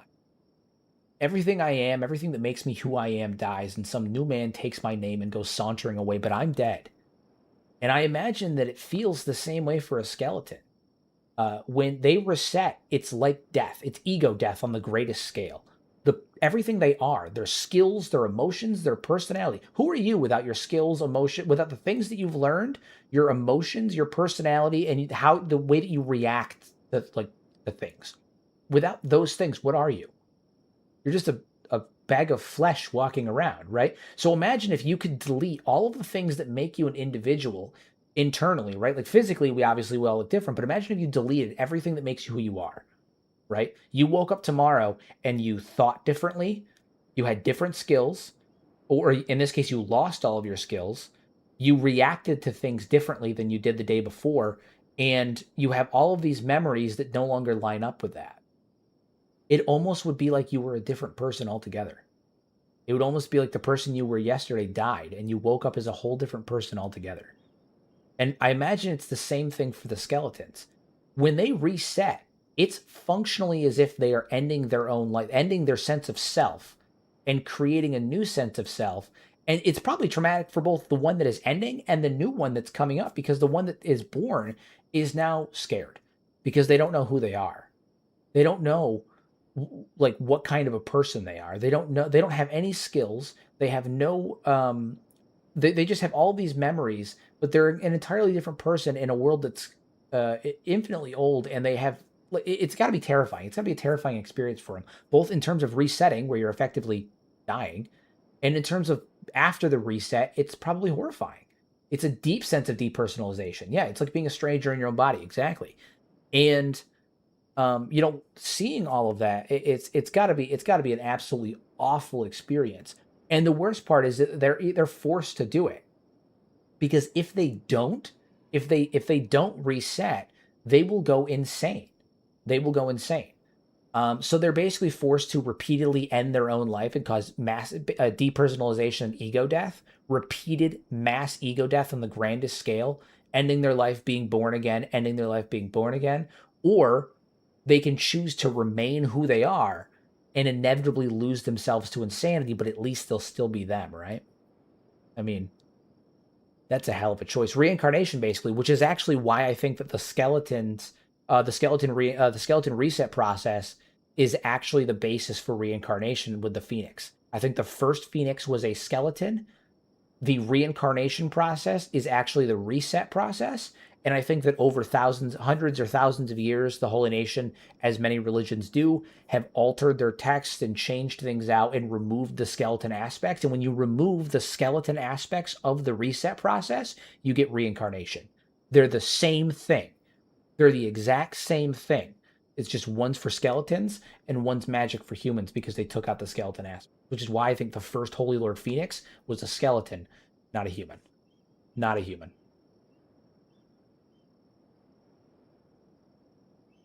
It's the same thing. It's the same thing. And it's honestly, it's got to be hell. It's got to be utter hell. Stobe and Okran are oddly similar. So, what is it?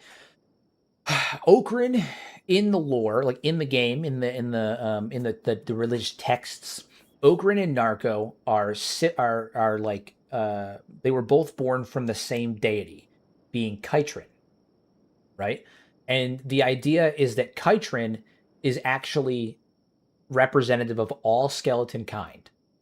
Okran represents Stobe, the good skeleton, the savior of humanity, the one who saved humanity during the First Empire. At the end of the First Empire, he's their god figure, right? Narco represents all of the bad skeletons, Catlan and his empire, the ones that imprisoned and oppressed and all of that stuff. They imprisoned and oppressed all of the humans during the Second Empire. But they needed to remove the skeleton aspects from Stobe because it doesn't make sense. It's antithetical to have a religion that hates skeletons when your religious god is a skeleton, right? And I don't think he started out as a god. I don't think like the cult of Stobe was worshiping him as a god. I think they worshipped him as a hero. And then over, years and years and generations upon generation, it became God. He became a god figure. But I think originally they worshipped him as a hero. And so Kytrin is all Stobe became Kytrin. Kytrin became representative of all skeletons. Okran represents the good skeleton, Stobe. Narco represents the bad skeleton, Catlan and his empire, and all other skeletons effectively. And then they were saved by a skeleton during the Second Empire that led them to safety, broke them out of their internment camps, led them on an exodus to safety after that skeleton had become disillusioned with the way that Catlan was treating his subjects, led them to safety, and then ended up having to reset because assumably a skeleton that's capable of freeing this many humans on a grand scale and freeing them from these camps and leading them safely on an exodus must be physically strong. And we know that skeletons that have developed those level of stats to be able to do those things have to be old, right? And that they are probably nearing the point of having to reset. So he leads them on an exodus. He probably rules them for a little while. And protects them and keeps them safe and all that stuff. Eventually he needs to reset. He explains the reset process to his followers, and then he is born again as a new skeleton after that reset. He ends up ruling them again, maybe 1, 2, 3, 4 times. And then eventually he leaves or he dies after, however long. And over thousands of years, just like they would at the same time, like I don't think that they removed the skeleton aspects from Stobe and then later they did the same thing to the Phoenix. I think that over thousands of years, they simultaneously removed the aspects of skeleton aspects out of Stobe, and they simultaneously also removed the skeleton aspects out of the Phoenix. And that's where you ended up with Kytrin, Okrin, Narco, and the Holy Lord Phoenix reincarnation. It's all just a religion that is founded upon worshiping and revering their skeleton saviors, and then removing over thousands of years, over 1,000 plus years, and multiple generations, removing those skeleton aspects to make it more geared towards humanity, because the religion started to, over generations, become more and more focused on the hatred of skeletons. It's really hard to have a religion that hates skeletons and views them as a devil figure when both your God and your Savior and your Messiah are also skeletons. So they took that aspect out over thousands of years, over hundreds or thousands of years. So that's kind of the vibe on that, guys. Kind of the vibe on that. I hope you've enjoyed my TED Talk. I hope you've enjoyed my TED Talk. Okay, we need to raid these Trandoshans, these Clan Brevosh. Clan Brevosh. Take out these Trandoshan swines. All right, so Tala's going to take the first move. She's going to snipe a few of them for here. Okay, so you know the history. I'll lay it out for you. I am eager to hear. Go ahead, do it. Drop some factoids on me. Do it. Do it. Do it. Another episode of how to set off heroes' tism spree. I feel attacked. You're right, but I feel attacked.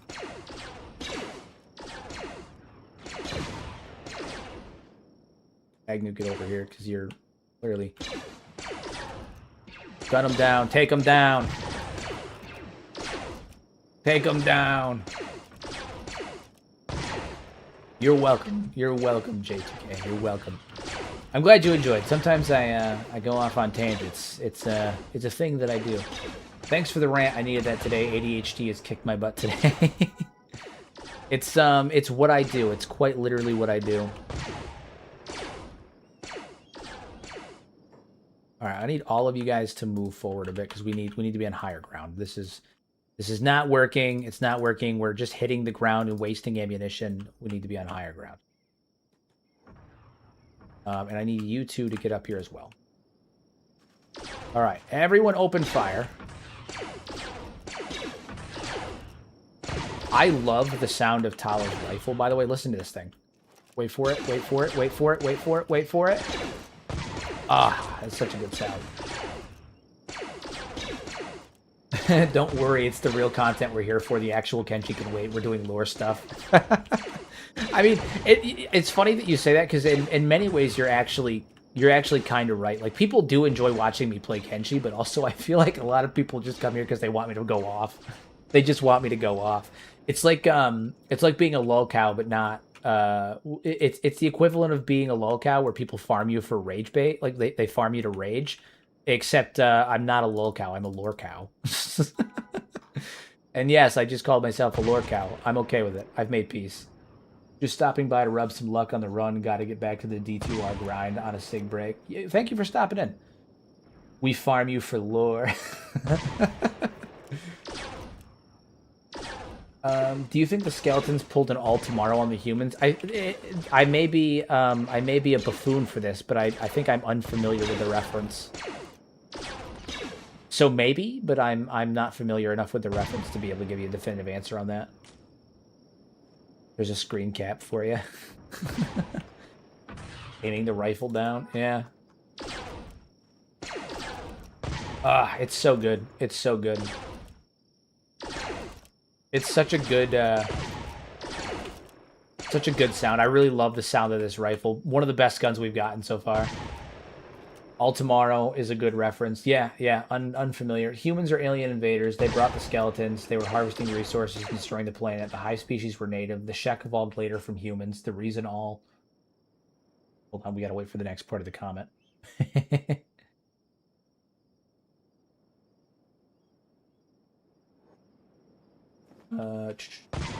Tala is a beast. Tala is probably... In terms of long range, Tala is the best unit we have. In terms of like straight up combat prowess with a blaster, Agnew's pretty up there. And then obviously Beep is just king. Okay, let me read this whole thing at once. Humans are alien invaders. They brought the skeletons. They were harvesting resources and destroying the planet. The hive species were native. The Shek evolved later from humans. The reason all the hive queens have artificial wounds is because the humans killed the original queen. The skeletons became sentient and revolted against humans. The skeletons also helped create the artificial womb of the hive. I think the only caveat in there is that I don't think the hive are natives. I don't think the hive are natives.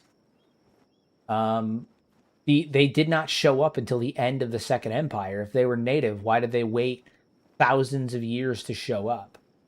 There's no indication of the Hivers being anywhere until the end of the Second Empire. There's no text on it. We have documents that go back to the Second Empire.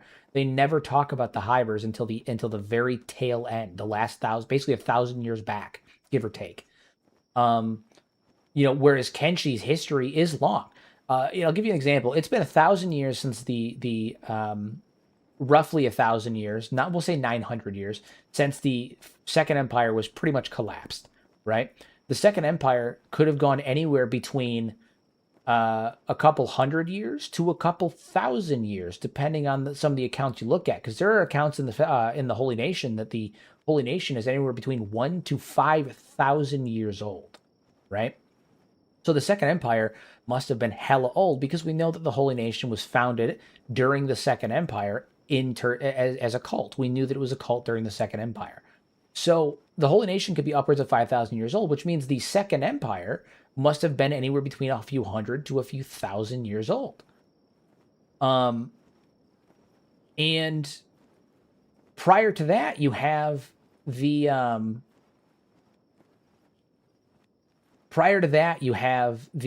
Age of Chaos, which was a nuclear winter, and that could have lasted anywhere between a couple of decades to a couple hundred or a couple thousand years, because we know that it was long enough for humanity to effectively reset to the Stone Age.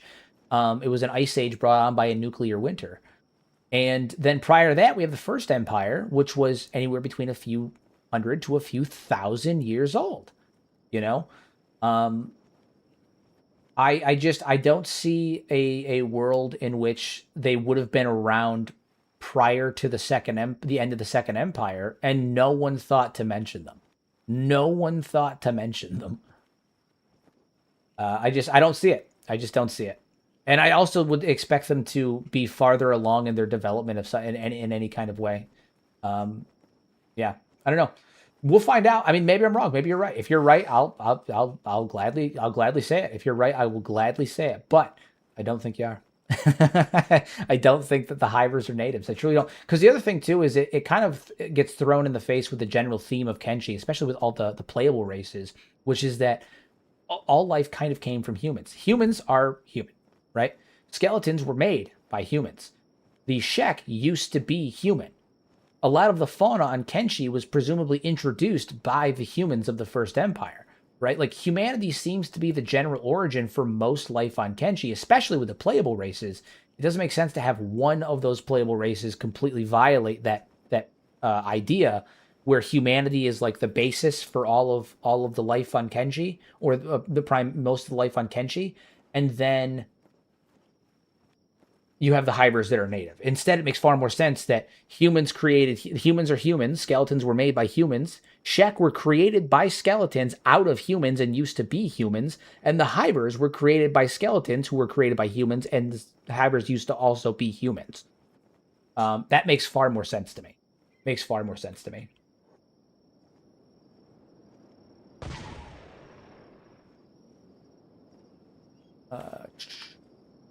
But who knows? Maybe you're right. Maybe you're right. I won't discount it. I'm not going to be like, no, yo, you're wrong. But like, I don't agree. I personally do not agree. But maybe you're right. Maybe you're right. And we'll find out when Kenshi 2 comes out. Because one of the things we have been told is that when Kenshi 2 comes out, we are going to finally learn the origins of the Hivers, the concrete origins of the Hive.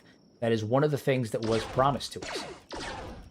That's the narrative the Holy Nation wants you to think. I don't think that's the narrative they want me to think. If anything, it's completely antithetical to the Holy Nation's ideology, because what is it? The Holy Nation completely removed several of the aspects of their own religion. I don't think it's what the Holy Nation wants me to think.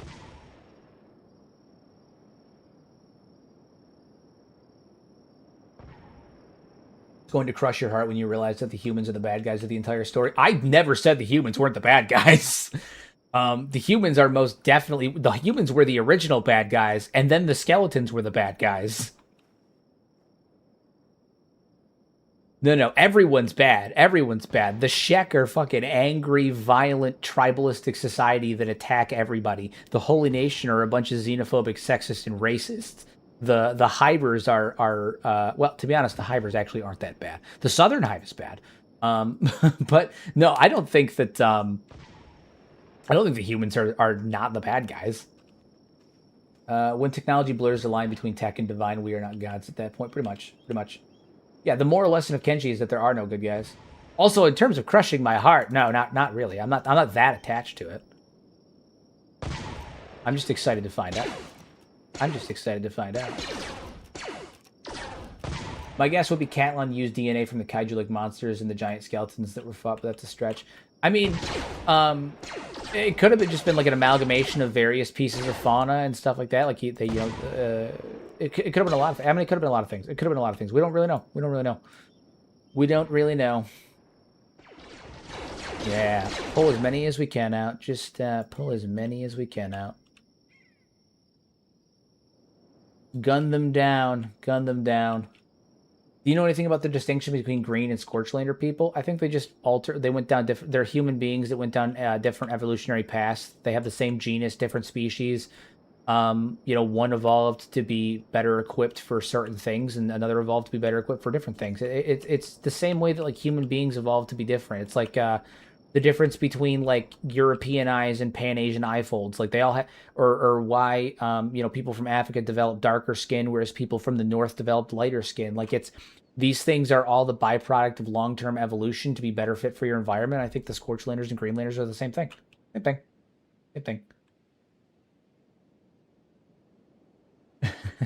Same thing.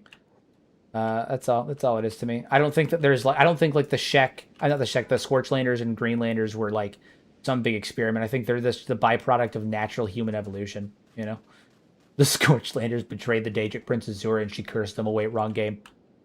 You know what's really funny about every time that we bring up the difference between Scorchlanders and Greenlanders, I think you make the same reference, and every time it tickles me. Every time it absolutely tickles me. It's funny.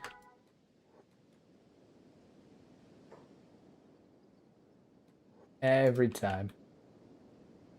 Okay, well, we pretty much gunned down the most of these guys. It's too bad Kenshi 2's release date is shortly after our own real-world apocalypse that's currently unfolding. Nah, it's fine. We'll be fine. It's fine. Everything's fine.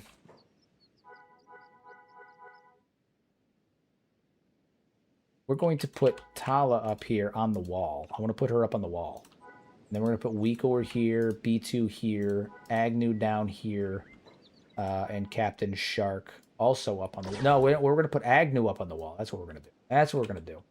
Put Agnew up on the wall. Let him fire off the wall, too. We're going to put Captain Shark down here. And then we're going to have Beep and Riku head on inside to this monstrosity and find out who the leader of Clan Bravache is, because I'm going to gut them. I'm going to gut them good. But I need to find them first. Defending home territory. I'm just sick of these guys wandering around in this territory right now. Giving me headaches. That's what I'm sick of. Who's their leader? Take me to your leader. They got to be in here somewhere. There's no way we already killed them. They got to be in here somewhere. Is this their HQ?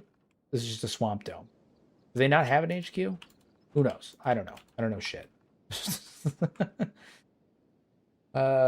Senality does make me repeat things at time. Does this mod run well? It does, as long as you use as long as you have like a good load order set, like everything's organized properly and in a good manner. Lucky for you, my my mod collection that I have linked down in the description below with all of the mods that I'm using for this this playthrough also has a optimized load order listed as well for you. So all you have to do is copy and paste that load order into your mod.cfg, and you are good to go, my friend. Good to go. Very stable. I think I've only crashed like twice in like 25, 30 hours. Like, it's really not that bad. And one of those crashes was entirely my own fault. It looks awesome. Did you just use, is this just in the Steam Workshop, or did you download through a third-party website? In the description, I have a Steam collection with all of those mods. One-click download. It downloads everything you need except for Kenshi, which is an alternate launcher that adds some optimization stuff into your game and also allows for custom sound effects. So if you want blaster fire, if you want the sound of your lightsabers and stuff like that, where is it? All that stuff you have to use Kenshi. But other than Kenshi, everything is one-click download right from Steam. So Kenshi just adds in all these like performance settings and stuff like that. It makes the game run better, makes it load better, all that stuff, and adds in the sound effects. But other than the sound effects, everything is one-click download on that Steam collection in the description down below. And then if you want the visuals that I have, like my DOF and like my lighting and all that stuff, also linked in the description. That's my custom reshade that I built. Mad Lads Reshade. Kenshi makes a big difference. I had it before in all my plays, all 1 to 2 hour crashes. Now maybe one each day or so. That's crazy. The load times are crazy now. The load times are crazy low now. Super, super convenient. Kenshi is really cool. The only downside that I have with it right now is that it doesn't have free camera mode, which for someone like me who makes the kind of content that I make, that's not awesome. But that's okay, because if I need to make get like free cam footage or B-roll footage or anything like that, I usually just hop into the normal Kenshi and get it that way. So it's not the end of the world. It doesn't really change anything. But like if Kenshi had free cam, I would use it exclusively. But the current version of Kenshi does not have free cam because they have to the creator has to wait until Lo-Fi gives them the updated files for free cam. So it's currently disabled. But hopefully that doesn't stay the case for long. I was just up here just mowing down that sniper, man. That height advantage is gonna be huge. Gun him down, take him down. How are you guys doing, actually? Oh, good. They're doing actually really good. Really good. Hello. No, just a swordsman. Tyler, shoot him. Shoot him. They've been shot. Killed instantly. Negative 153 to the chest. They didn't stand a chance. They didn't stand a chance. I blurred with you all tomorrow's description, so you may form an opinion on the skeletons doing it all tomorrow's. Also, the blasters sound so good in this mod. They do, which is why you need Kenshi. Kenshi is the only reason you can have those blaster sounds, but they sound so good. This sniper rifle sounds like a fucking hand cannon. It's so good. Get in here so that way you're not getting blocked by the wall. All right, now put that man out of his misery. Put him down. Wait for it. We missed. Try again. Put him down. Come on. There we go. There we go. Hero, I have an idea. I'm repeating it because it didn't go in chat for some reason. Agnew and Captain Shark should argue over who's the wedded shot while in combat. I might be able to get something like that gunning. I might be able to get something like that working. I'm still learning about modding, but one of the things I want to do now that I've like started to learn how to mod Kenshi is I want to make a custom follower mod that is like a historian character that like wanders around like giving lore, like talking about the lore and stuff when you go to certain areas.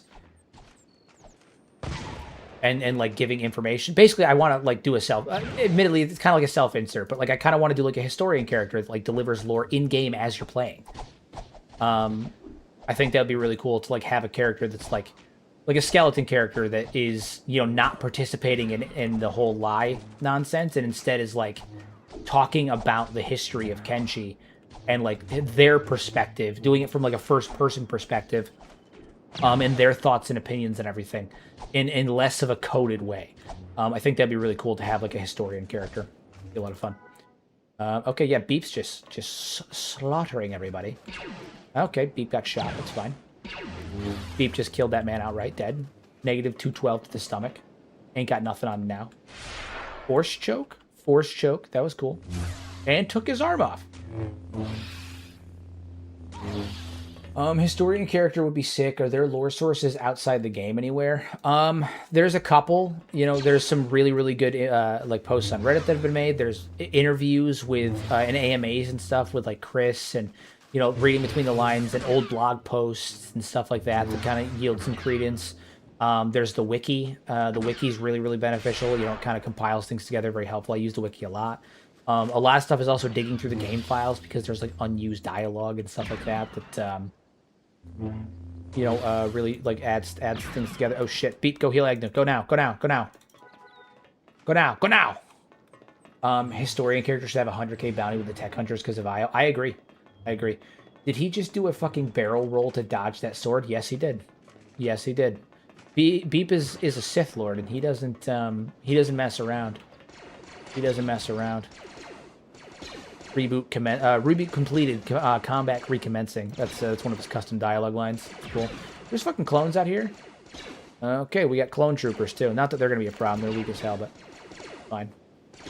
How's Riku doing? He's doing. Bop. Clones, yeah. I have the Clone Wars conversion mod on as well that adds in the Republic clone troopers and all that stuff. Ahsoka Tano's in here, Yoda's in here, Obi-Wan's in here, Anakin's in here, Darth Vader's also in here, which is a little confusing, but it's fine. Maul's in here, Savage Opress is in here. A lot of the various types of clone troopers, so like 104, 501st, all of that stuff. Weird seeing Agnew speak. Yeah, it's specifically for this mod. I thought that making Agnew and HK would have better, like, be cooler. Kind of gives Beep and Agnew that, like, Revan and HK, like, vibe. Their interactions, I kind of wanted to mirror that, where Darth Beep is kind of like Revan and Agnew is obviously like HK. Agnew 47. I'm gonna level with you. I might actually go and rename Agnew 47 because you said specifically because you just said that. I might go rename Agnew as Agnew 47 because I think that sounds fucking hilarious.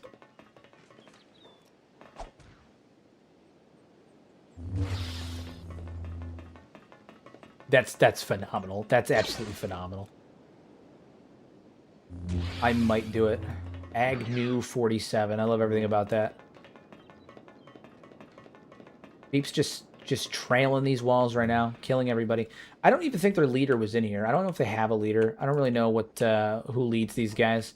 I killed them because the hope was that there was a leader in here and that I was going to kill them and then they wouldn't be a fucking problem anymore. But I didn't see them. Agnew 47, not to be confused with Agent 47. He does have a nice round shiny head, just like Agent 47 does. But also, so do I. Oh, speaking of round, shiny heads, this is a fun one. Guys, we got 153 people on stream right now, so I want to let all of you know that, well, we have 155 because of Twitch as well. So, I wanted to let each and every one of you guys know that on Thursday, we're doing another episode of the Tengu's Vault podcast. Me and Kenshi YouTuber Pedastrophia doing the third episode of the Tengu's Vault podcast. And we're going to be having a special guest appearance this episode from Frankie Was Here. So Frankie Was Here is going to be guest appearing on the podcast on Thursday. It's going to be 2:30 p.m. Eastern Standard Time on Thursday. Frankie Was Here is going to be there. We're going to be talking about a couple different things. The theme for the episode is in-game mechanics versus lore. So when the mechanics and the lore like contradict each other, or what things were put in for, like what things were put into the game for mechanical reasons or lore reasons, as well as Kenshi myths. So things that people commonly believe in Kenshi, be it lore or mechanics, because it is a Frankie Was Here episode, whether it be lore or anything like that. Lore or mechanics, Kenshi myths, commonly believed Kenshi misconceptions and myths. So that's going to be the theme for the episode, but that is Thursday, 2:30 p.m. Eastern Standard Time. Actually, I'm going to link the Tengu's Vault podcast channel real fast in the chat. We also have Spotify as well. So go ahead and sub to the channel, set on notifications, let you guys know, hit all that stuff up. And then I'll also, just in case you guys want, usually the following day, I get it up on Spotify as well. Sometimes I'm not able to do it right in that moment, but I'll link the Spotify playlist as well.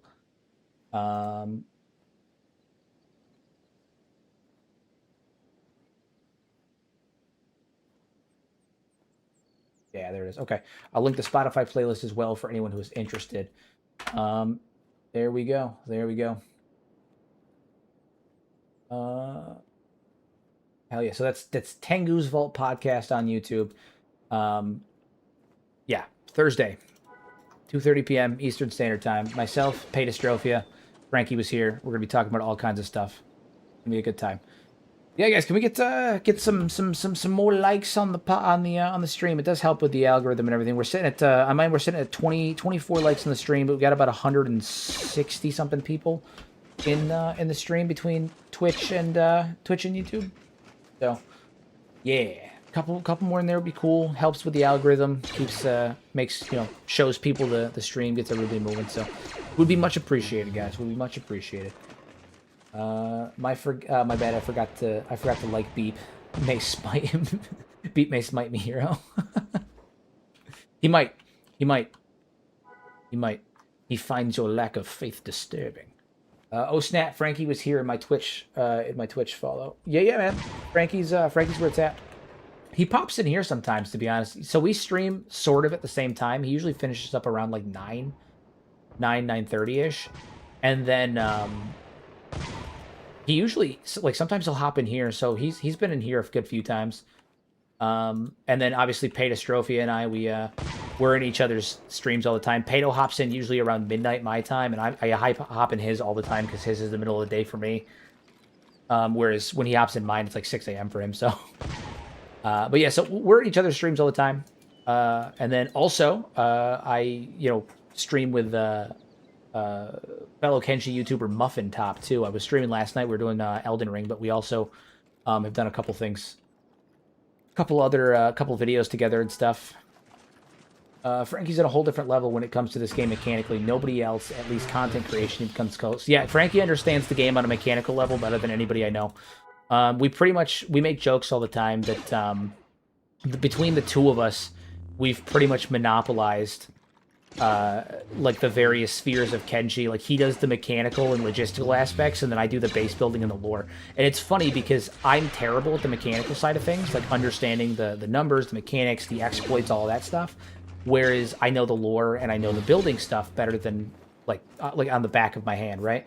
Better than the back of my hand. Whereas Frankie, it's the complete opposite. He knows the mechanical and logistic stuff. My dude will openly tell you he's terrible with the lore and the building. Weren't you saying on one of the Nugget Mafia videos that you want to do a creator versus Frankie video once the Kenshi multiplayer mod gets finished? Yeah. So we have this idea that if Kenshi multiplayer gets finished and it's stable and playable, we're going to get me, Muffin Top MD, Paytastrophia, and maybe one more person. We'll find out. And Frankie, all into a Kenshi multiplayer server.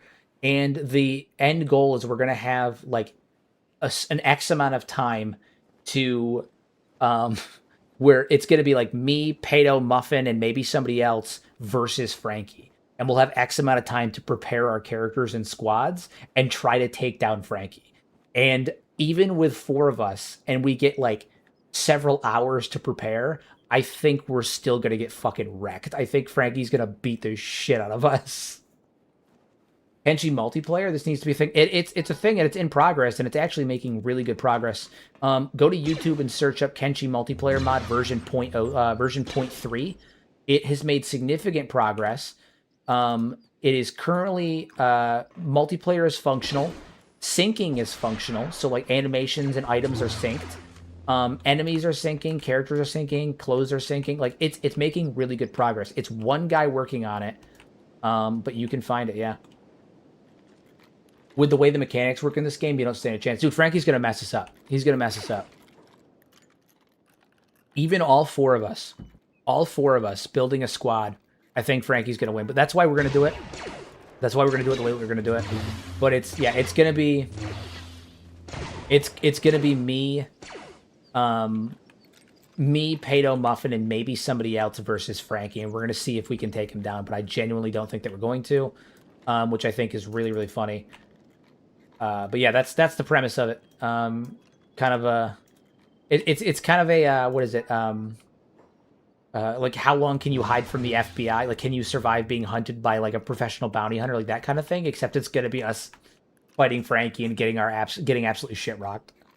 Getting absolutely shit rocked. We're very excited about it. We hope that we hope that it goes well. I like that all these slaves are just following us now. We might end up recruiting a couple of these guys just by nature of them joining us. They may end up joining us. A Chiss. I forgot what these guys' names are. A Twi'lek and a Wookiee. See what happens. Honestly, it feels like you have to set up in places he likes to train and ambush his ass before he gets strong. Yeah, it's gonna be one of those things where, like, if we do it, we're gonna have to be like super strategic. We're gonna have somebody like up there trying to snipe him simultaneously while we're down there fighting with martial arts. Like, we're gonna have to get really creative to beat him. We're gonna have to do like 3 martial artists versus Frankie, or like 2 martial artists, a crossbow, and an assassin. It's gonna be a fun time. I'm excited about it.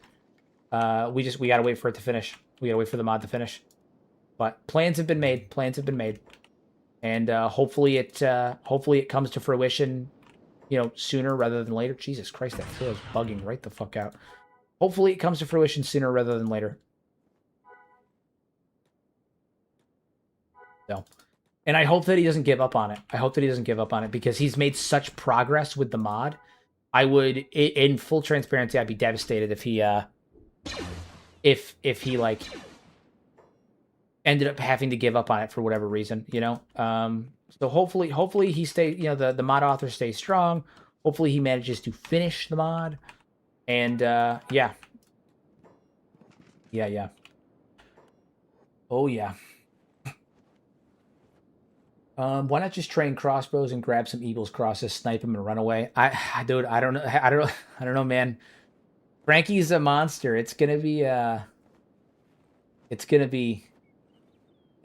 nuts. I'm sorry, Andrew. I missed your comment earlier. The chat was moving too quick, and I must have missed it. Is there a story reason for the conflict in this mod, or is it just for fun? There is a story reason. The entirety of the lore has been redone. So Cthulhu is a planet that is on the outer rim, is like partway between the outer rim and unknown space, right?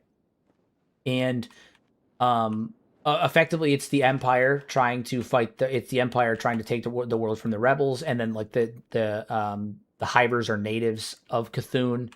And there's a couple third-party factions and stuff. I'm using the Clone Wars era conversion, so think of it as literally just a planet under conflict by the CIS versus the Republic.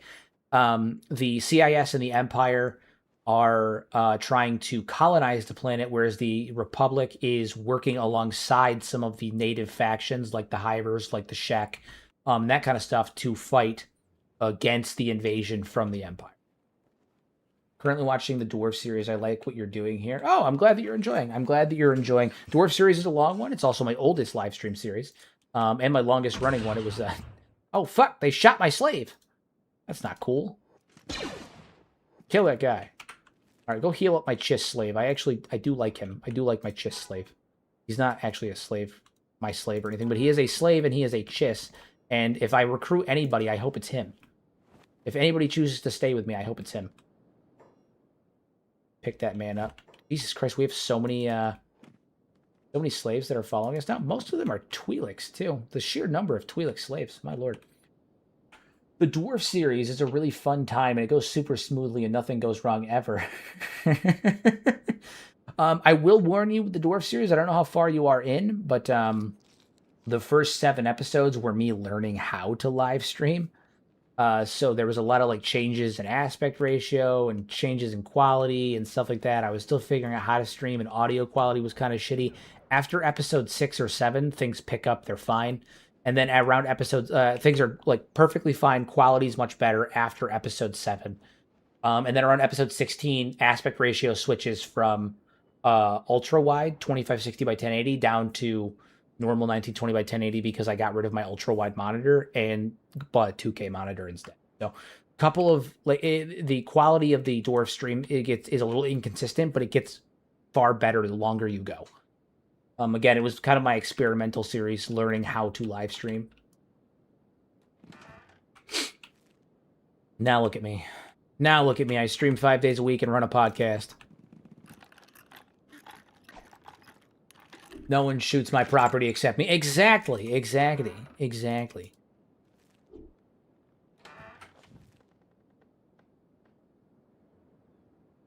Hippity hoppity, these slaves are my property. And no one's going to beat them except for me. What's your favorite version of Beep that you've owned? Ooh, that is a tough one. So I really like Darth Beep. I do really like him. You know, not just because it's my current iteration of Beep, but I do really like him. My favorite version of Beep that I think I've ever had, I was running, this was a long, long time ago. I had Beep fully replaced with cybernetic limbs, and I had him decked out in the Cannibal expanded armor, like the tin can armor that they wear, except the red one, because it was the armor that you take off the Meat Lord. So he was decked out in that full spiky Meat Lord armor. And then I gave him the biggest sword I could. The biggest sword that I could.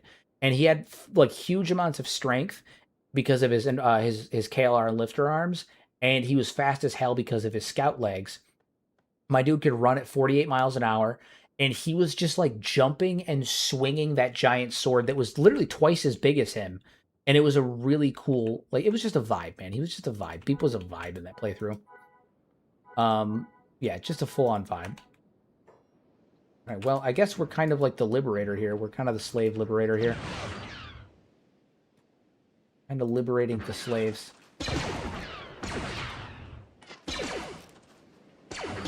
Take down these guys here. Is Weakor out of ammunition? Is that why he's doing this? What is he running? He runs some slugs. Oh, yeah. Oh, yeah.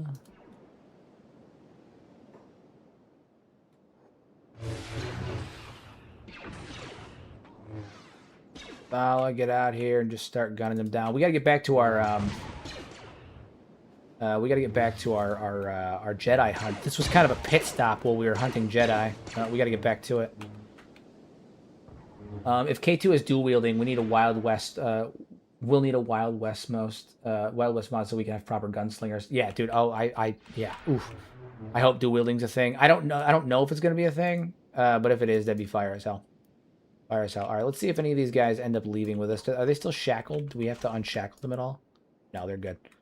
I think the Chiss ran off or got shot.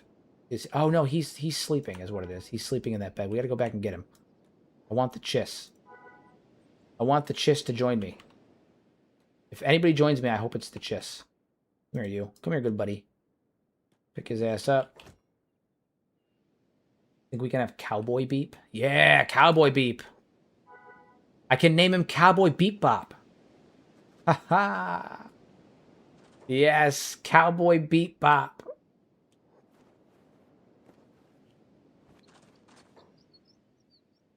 All right, let's drop this guy down. Good old Cowboy Beep Bop. Beep is the shootiest. Beep is the shootinest, tootiest little dude. Okay, he's the most root tootiest little dude. All right, he's got that root and tootie point and shooty. I don't like that he's just... What do you mean laying low? Get over here, you fool. Dual wielding, proper great weapons, siege equipment for both attack and defense, animal husbandry, and a fully realized economy are all things I'm hoping for in Kenshi too. Yeah, all that stuff. All of that stuff. All of those things, yes. All right, so the Trandoshan camp is that's taken care of. Is this just a Trandoshan camp? It's not the Trandoshan camp? All right, well, fine, fuck me then. I'm over here thinking that I'm taking out the Trandoshan camp. Nope, I'm just fighting a Trandoshan camp. Fine. All right. Well, we're gonna go investigate Ark then. You know, we're obviously hunting for the Jedi encampment. Oh, droid trader outpost. Let's head up there. Maybe they'll have something interesting. We did it. We're free. Oh shit! Many of them joined us.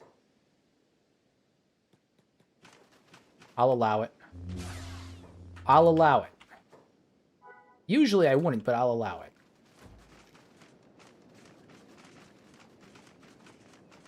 The guy getting up now? No, he's just laying low. Oh my god. All right, so we have slaves now. Apparently, we have slaves now. We have two more. We have two Twi'leks, a male and female Twi'lek, and we have I don't remember what race this dude is. I don't remember what race these guys are. Does it say somewhere? No, it doesn't. Yeah, I don't remember what race these guys are. Anybody who's got a better memory than me remember what this race is? It's gonna kill me that I don't remember what it is, considering how much I love Star Wars. Using the resentment from abuse they suffered as slaves to turn them to the dark side. Rhodians, that's what it is. Thank you. Yes, Rhodians. There we are. Yes, they are Rhodians. You're correct. Okay. All right, so what we're going to do then is I think we're going to convert some of these guys into dark acolytes, maybe? No. You know what it is? You know what it is? We're not going to make them dark acolytes because I don't want to have too many lightsaber users. I think that'd be too much. But what we are going to do is we're going to convert them into loyal soldiers for our character, for our Darth Beepus, right? Darth Beep needs to have his loyal followers. Okay. And these goddamn Trandoshans don't know what shoes are because they got them scaly feet. They got them scaly feet, and they don't know what shoes are. Awesome. Composite boots. That'll do. I'll pick these up. Rodents are traditionally ranged weapon experts. That would make sense. That would make sense. Great sharpshooters in the lore. Okay, so that's good. And then we can have our Twi'leks be our. They can join the front lines. They can join our frontline fighters. I don't want to have more than two lightsaber users because I feel like that will start to get a little busted. As it stands, Beep and Riku are already kind of busted. I don't want to go too much. What was that one poison bounty hunter guy? What race was he? Oh, he was a Trandoshan, and that's Bosk. That was Bosk. Bosk is my least favorite bounty hunter in all of Star Wars. To be honest, I'm a Cad Bane fan. He is a hero in Battlefront 2, and he's also a pain in the ass in Battlefront 2. He's a giant fucking pain in the ass.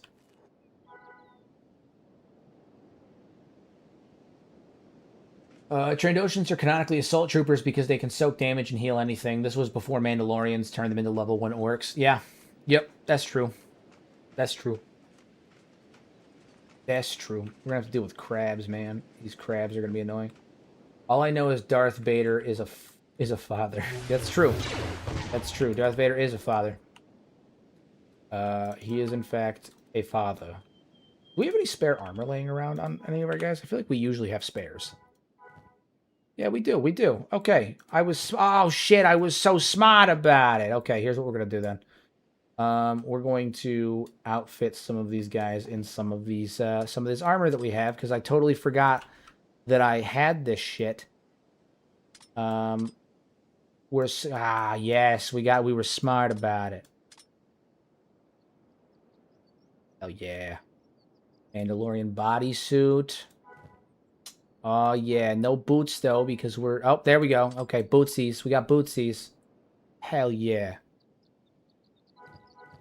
Totally forgot about that. And we got him a carbine too. My dog. My dog. Bane is great because I would never have pictured a Duros doing anything resembling combat. Yeah, he's that's a version of expectations. Love it. He's a father who betrayed and murdered a father who may or may not have been himself. What do you mean Mandalorians turn Trandoshans into level 1 orcs? Chat, we need to come up with some names before we get to the next town. That's true. I need 3 names for these guys since they're joining our ranks. We need 3 names for them. Right now, the Rodent is the one that I'm hanging on to the most, and then obviously this Twi'lek. So the Twi'lek and the Rodent are the 2 that I'm hanging on to the most. The male Twi'lek, if he dies, that is what it is. I just don't have equipment for him. I'll try my best to keep him alive, but there's only so much I can do, you know. Maybe we'll make him a martial artist. Who's got that? Yeah, Captain Shark has that. Dude, Shark's been carrying all this equipment for so long, and it's finally coming in handy. That's so funny. So funny. Maybe we'll make him a martial artist. Anybody else got anything on them that can be used as equipment? All right, you need to trade with Ala because she's got all the good stuff. There we go. Okay, so you can use your weapon now. You're good. You're effective. You're effective now. Okay, so we've got this Rodent here who's got his head's a little fucked up in this helmet, but that's fine. I just want to say that autocorrect is the bane of fantasy writers everywhere. Oh god, literally.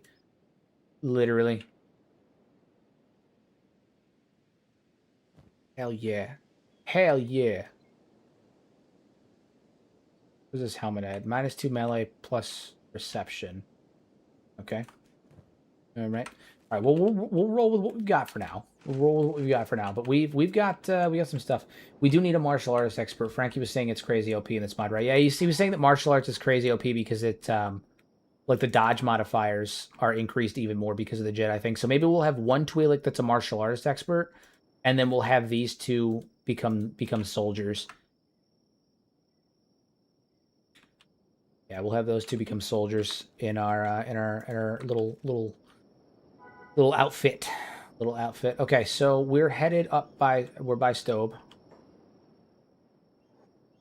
We're by Stobe.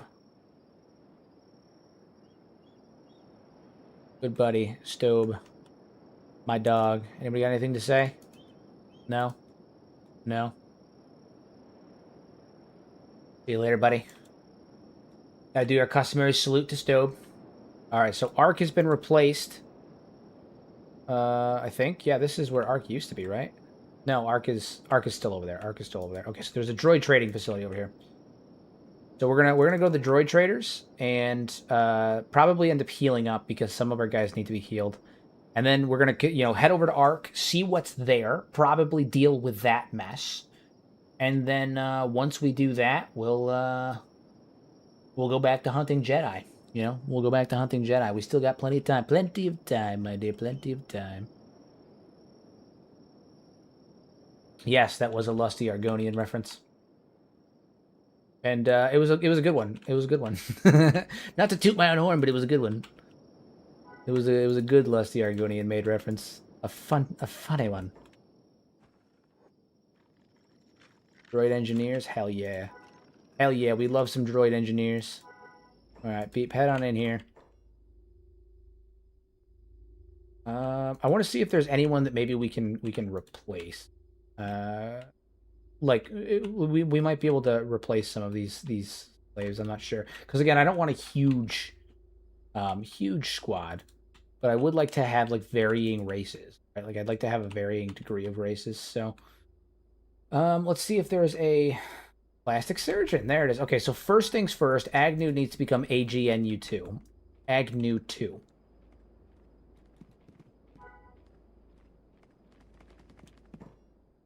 Facelift, change name, AGNU 47.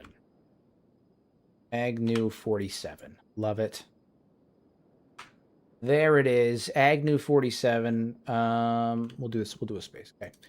Agnew 47. Love that.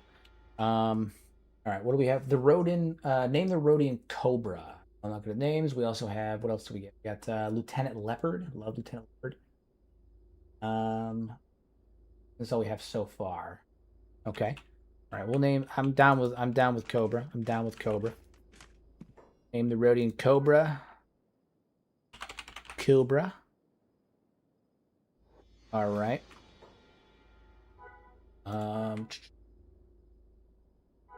We'll name the female Twi'lek Hondo. I think that's a good name for a female Twi'lek. Hondo. I also got there we go. We'll name her Hondo. I think that's a good name for her. And then we need one more name for the male martial artist that is the male Twi'lek. One more name for the male Twi'lek.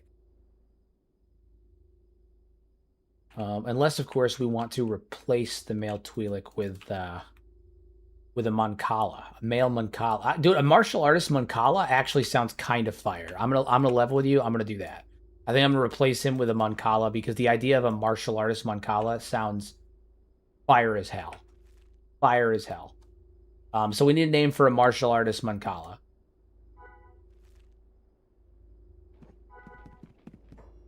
How much? Sure, 6,000. Love it. All right. So right now his name is Josluk, but we can change that. Brax. Brax is really good. It's strong. It's strong, and we're gonna make this man thick like a Snickers. Not super tall. I think super tall is not gonna work well, but we're gonna make him built. We're gonna make him built. So like 105, and we'll do 110. Yeah, this man he's gonna be a beast. He's gonna be a beast. Like bulk, we gotta give him a little bit of bulk, some bulkage. Give him some dump in his trunk. You know what I'm saying? Gotta build up those buns, everybody. Build up those buns. What color do men call? We already have red. We'll leave them with the greenish color. That's cool. That's weird. That's good. Face patterns.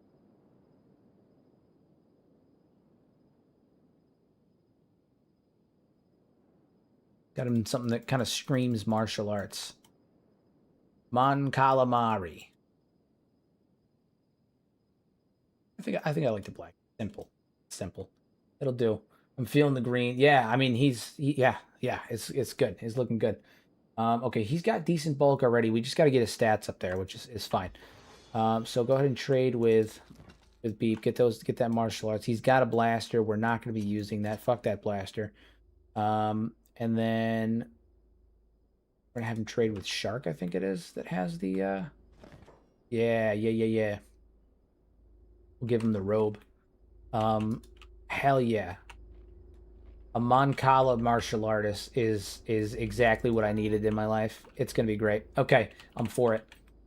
Moncala named Brax. We'll end up getting him different robes. These are temporary robes, but yeah, so these robes, he's wearing them right now, but he's going to end up getting different robes later on. These are temporary robes. I'm going to get him like a set of dark brown robes, I think, or something along those lines. I don't know, but those are temporary. I just need him to have the extra boost. Traders Guild pacifier? No. We're all fine with the Traders Guild here. We're all fine with them. Mercenary captains. Yeah, good stuff. Good stuff. All good stuff. No Trandoshans in my group. I like that he's got the classic Kenshi sandals. That's what I'm saying. That's what I'm saying. He's styling. He's a styling fool, man. He's looking good. Okay, this has been a nice little stop off. We're gonna grab some food too while we're at it, since we're in this bar. Do you have Yoda? Yoda is in the mod. He's in one of the Jedi villages, but I don't know where they are. I don't know where any of that shit is. I don't know where any of that shit is. What we doing here? We'll add some more food cubes to our roster. We have the money. Might as well just splurge on it. Most of what my guy's carrying here is food anyway. Ammo power cells. Wait, what? Are these smaller power cell containers? Question mark. Tala. What do you have? These are power cells. These are 50/50. No, these are bigger. Hey, what? What did you say? These these hold more shots. I'm not going to question it. Power cells used in heavy blasters and sniper rifles do more damage than any other range, but with less capacity. Interesting. I'm sure Yoda will be absolutely terrifying when you find him. Probably either that or Beep's going to wipe the fucking floor with him, but we'll find out. I don't want spoilers as to where he is. But if someone could tell me if what the rating chance Beep has against him in his current state is, what do we think? What do we think? What do we think? Do you think Beep's gonna absolutely wreck him? Because Beep's kind of a monster. I mean, he's become a bit of a beast. He's become. Granted, a lot of it has to do with his equipment bolstering him, like his holocron and all that stuff. His holocron, his force crystal, all of that, his robes. But yeah, what do we think our chances are against Yoda? He's cooked. Oh yeah, okay. Good. That's what we like to hear. That's what we like to hear. All right.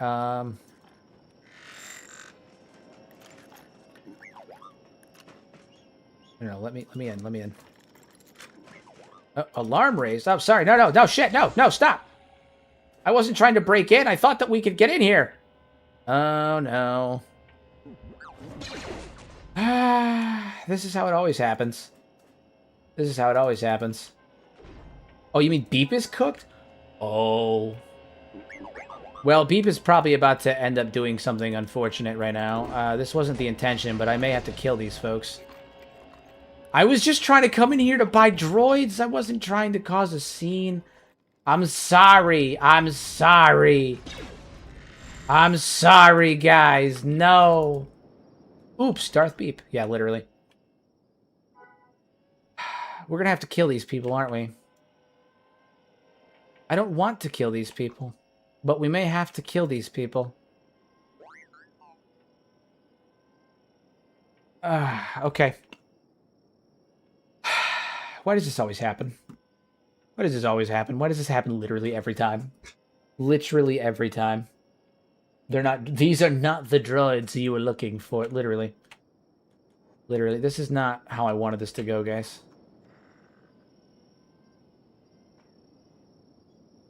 Everybody, the red lock icon didn't clue you in. I mean, no, so the door opened, and it wasn't locked. The door opened up because one of the fucking droids went in there. And so then I went in there, and then the door closed behind Beep, and they were like, "You're not supposed to be here." I didn't think it was. I didn't think it was a problem. I didn't think it was a problem. Why?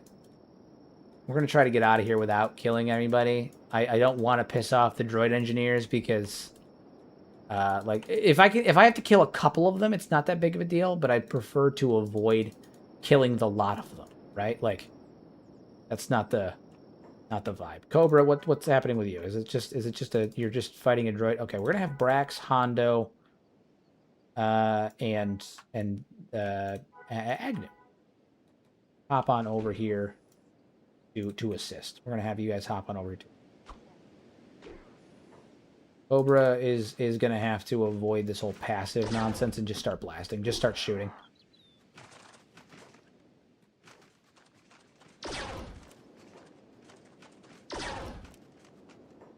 All right, now go on passive and block. Good go. Brax, you're up. You're up, good buddy.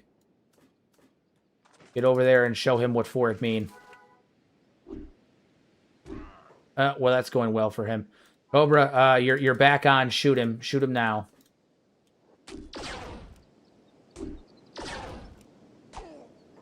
Hell yeah. Pop him. Hell yeah. Yes. That was ridiculous. All of that was ridiculous. I'm taking your pants. Taking your pants as punishment. What you get.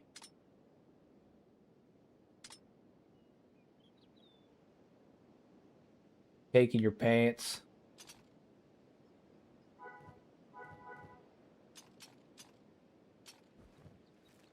Good job, Brax. You took him down all by yourself. He did it all by himself. He's a pro. Oh shit! Is this? These are Sith. That is a lot of fucking droids. Oh my god.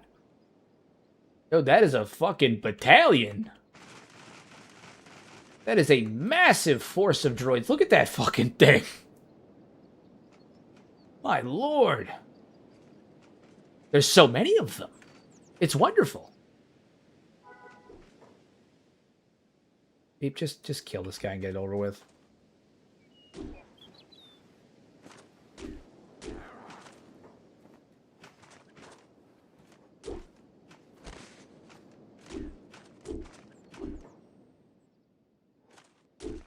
Look how our B2 is just... Oh, okay. There we go. Hold on. We'll take him off hold and passive. All right, our B2 is going full martial artist on. Oh, never mind. Never mind. He's skipping the games and going full wrist blaster.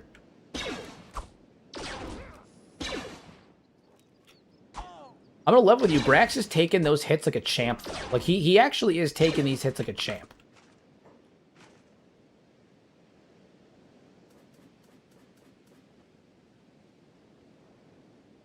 He is taking those hits like a champ. Yeah, I want to know what's up with that that fucking army of... Oh, wait, what? I hope you can 1v1 enemies, 1v1 dual enemies in K2. Me too. Me too. Okay, so that army is up here. There's clone troopers down here fighting something. Fighting rogue droids. Okay, so we have rogue droids, clone troopers, and crab raiders. I like how the crab raiders are still just crab raiders. There's no difference with them. Nothing can change that. They're just crab raiders.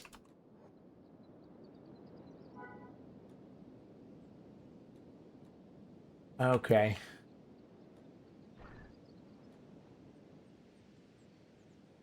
The crab raiders will always just be crab raiders. Alert. Roger, roger, roger.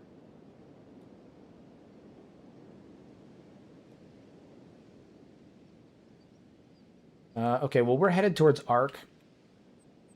Headed towards Ark. We managed to successfully not piss off the, what are these guys? The Black Crate Thugs? Like crate dragons? Like the crate dragons? Okay. Shit. Fine, sure. Mod decided they were weird enough already. I agree. Yeah, yeah. That's they said why not.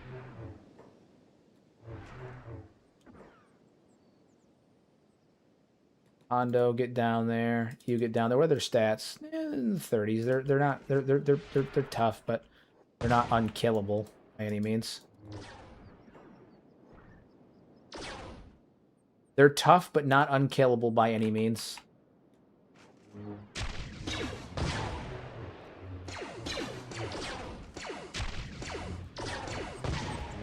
Let's see what's happening over here. Absolutely devastating them. Absolutely devastating them. All right, what is their equipment like? What do they got here? Okay, okay. Brax, come down here. You're going to take one of these. Take one of these uniforms. Limp on down here, buddy. We're going to give you one of these. The BKD are a swoop gang. I don't know what you mean by swoop gang. I might be having a moment, having a dodo moment, but I don't think I realize what you mean by swoop gang. Clarify for me in the event that I am in fact a dumbass. It's possible. It's possible. It's possible. What do you have going on here? Dark leather shawl, leather duster. What is this? I know we're gonna put that on. Okay, well. Swoops are a type of hover speeder. Ah, yes, that makes sense. There we go. That would make sense. You're speaking straight facts over here. That makes sense.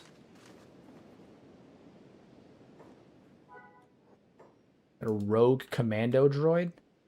Oh, they must have gotten done cleaning house on the clone troopers. Well, he's dead. That guy.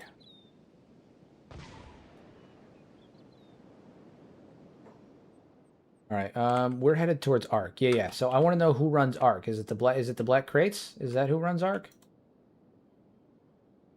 No, it's still the Reavers. Okay, so what do the Reavers look like? What do the Reavers look like? Who are the Reavers in this? Or have they just not replaced the faction that owns Ark, but they have the Reavers, like another faction in there? Oh, this is a thing. It's a three-way fight between rogue droids, the Black Crate Gang, and what clone legion is this? Come on, no, I don't. Clones Legion squad. It's yellow, so what squad is it? I don't remember. 212 maybe? Is it 212? I think yellow is 212.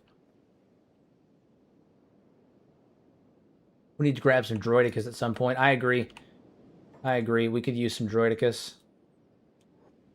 All right, well, we're going to head on over this way and kind of get involved in this situation a bit. It's a three-way conflict over here. It looks devastating. It looks truly devastating. Ooh.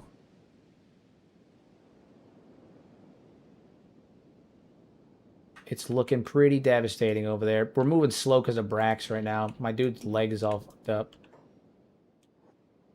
All right, we're going to have Beep and Riku run ahead.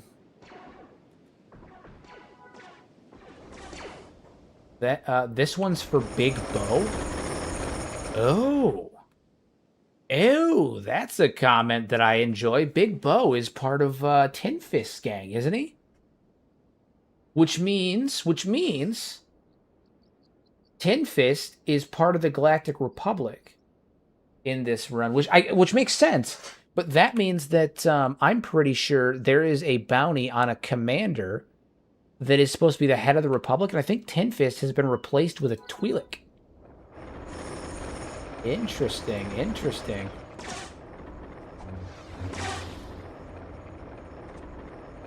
Take that droidicus down. We're not being attacked by the Black Crate Dragon, which is surprising. Right now, we are, however, going to attack these clone recruits because fuck them. Take them right down. He's now Twee-Fist instead of Tin-Fist. Exactly. Exactly.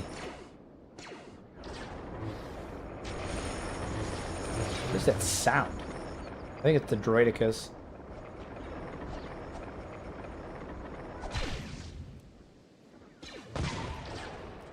Just taking them down, man. Taking them down.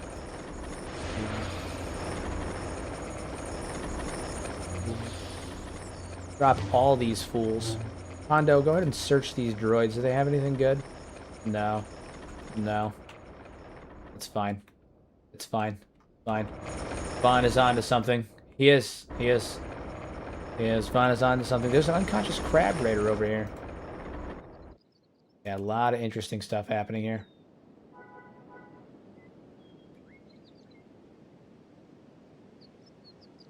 Alright, heal up our guys. Heal up the boys. Brax, where you at? Are you here? Oh, he's here. Okay, he's being healed. There we go. There we go. Droidica roly-poly noises. Yeah, I think there's just like a sound file that's bugged out and causing him to repeat the sound file over there. It's really actually kind of annoying, so I'm glad that it stopped. All right, we're gonna head up towards Ark. I want to know what's happening there. I think it's the Black Crate Drag, Black Crate Drag gang. So I think they're in there, and if that's the case, we're gonna go in there and show them what for it mean. Grab the CPU to stop the noise. Noted. Noted. Is it them? No, it's the Boffs clan. Oh, the Bravash clan. Is this where they're based at? Is this where the Trandoshans are at? All right, guys, we're gonna go ahead and here, and we're gonna commit some kind of genocide, and you know, it has to be done. I'm sorry, it has to be done. We're about to commit some serious fucking crimes, some war crimes against Trandoshans, but it's fair because the Trandoshans frequently commit war crimes of their own.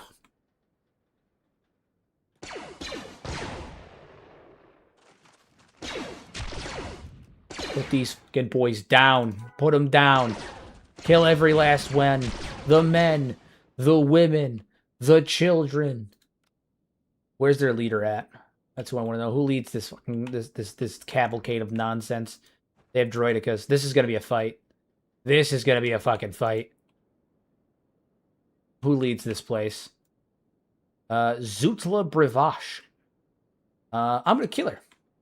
I'm a killer. I'm gonna cut her legs off. I'm gonna cut her legs off. What they get for not wearing shoes. What they get. What is it? Logic always says that the hybers are a problem for not wearing helmets. Well, these guys don't wear helmets or shoes. Helmets or shoes.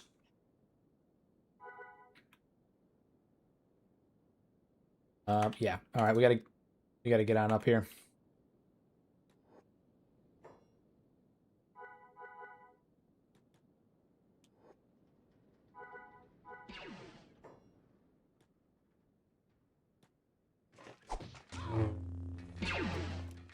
Beep and Agnew Beep and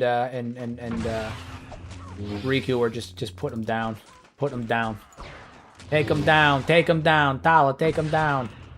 All right, everybody on attack, everybody. I'm gonna let them run. I'm gonna let them run. We're doing this. Happening. Blaster fires everywhere. Cut them down. Kill every one of them. Leave none alive. Let God sort them out. Hybers also don't wear shoes. Shh. Hell yeah, kill every one of them. Oh my god, it's absolute chaos in here. We're actually getting pretty messed up, too. This may not be a fight that we can win. Take this droidic out. Oh, fuck. Oh, fuck. Retreat. Strategic retreat. Everybody get the hell out of here. We're not strong enough. We are not strong enough. Everybody move.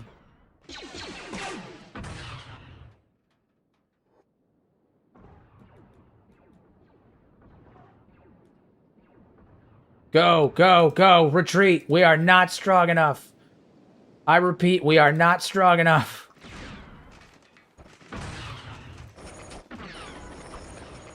I thought we could do it. We could not. Get the hell out of there.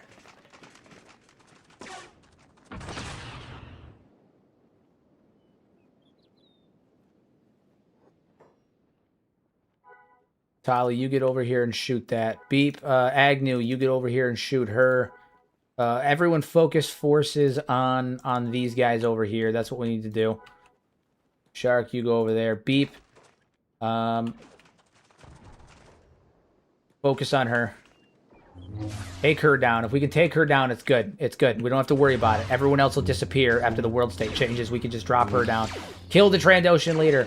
Put her down. Dude, you see Agnew just throwing hands over here? Oh my god, double kicks and everything. Dude, Agnew's flying right now. Oh my god. Agnew, you animal. Beep and Agnew, just double teaming this one. Okay, she's down. Hell yeah, okay. Take your pants, take your shit. We're gonna take that too. Hell yeah. Alright, everybody get the hell out of here. Go, go, go. Darth Beep is in rough shape. Agnew, come save. He's in decent shape right now. I think we might lose. We may lose. Riku. Come get Beep. Come get Beep. Come get him. Oh my god, he got knocked down. Agnew. Save your comrade, Agnew. Go, go, go.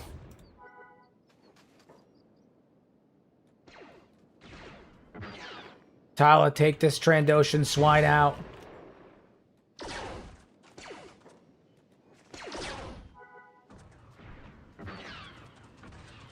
Beep is in bad shape. Beep is in bad shape. Agnew is down. Oh my god. Beep is unconscious. I never thought I'd see the day. Oh my god. Terrible.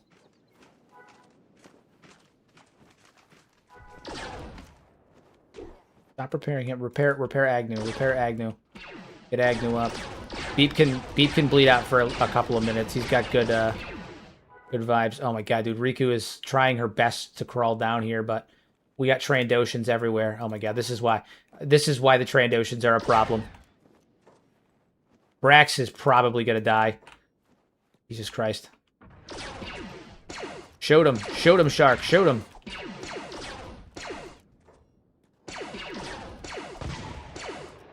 No, you guys need to get the hell out of here.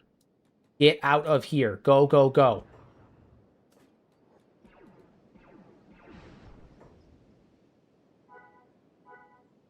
Alright, Beep's leg is in rough shape, but he'll be okay. Agnew is actively bleeding out. Riku is crawling. Ooh, this is devastating. This is devastating. Okay. We can do this. I believe in this. I believe in something. I don't know what it is, but I believe in something. We need to... What we need to do first before anything else, is we need to get Agnew up. Because if Agnew can get up, all will be fine. Shark, I'm going to have you run back over here. Get a little sneak button over there. Oh, it's good. We're good. We're good. It's good. All right. Tyler will take him down. He is scum. Blast his ass. Okay, he's down.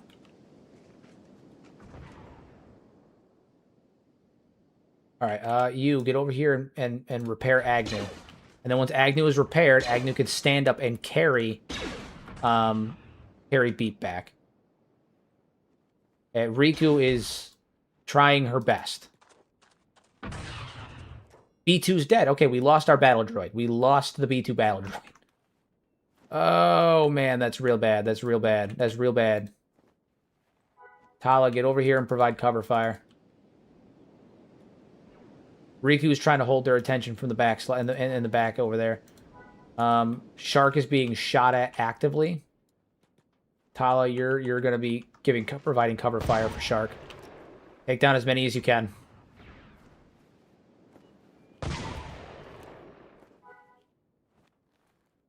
Okay, we're working on Agnew still. We're still working on Agnew. Good to go. Beep. Move, Beep, move. Go. You're a Dark Lord. You can do this.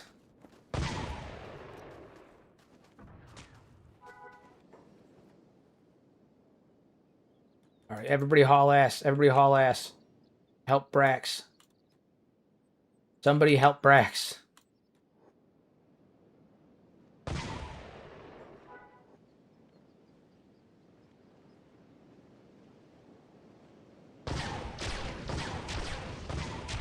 Alright, we should be able to gun him down from here. Heal up Agnew. Agnew was over there throwing some fucking kicks, man. Agnew was killing it. He was absolutely killing it. Alright, so now they're just going to funnel out to us one at a time. Like a bunch of dodos. Okay, so Shark is unconscious now.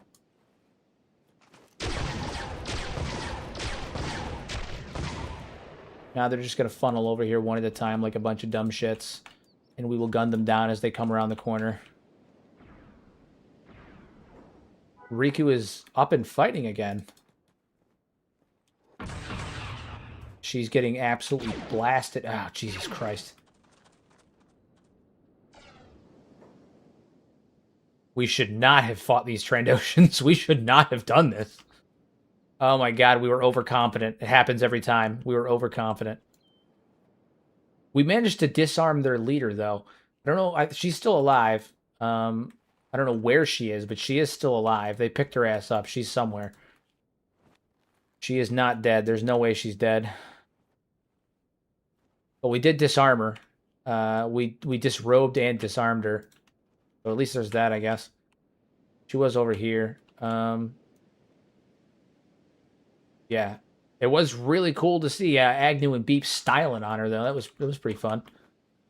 Oh, is that her there? Maybe she's over here. Maybe she was stupid and ran in. Wouldn't that be cool? She was a dodo and ran in. Probably not, though. Probably not.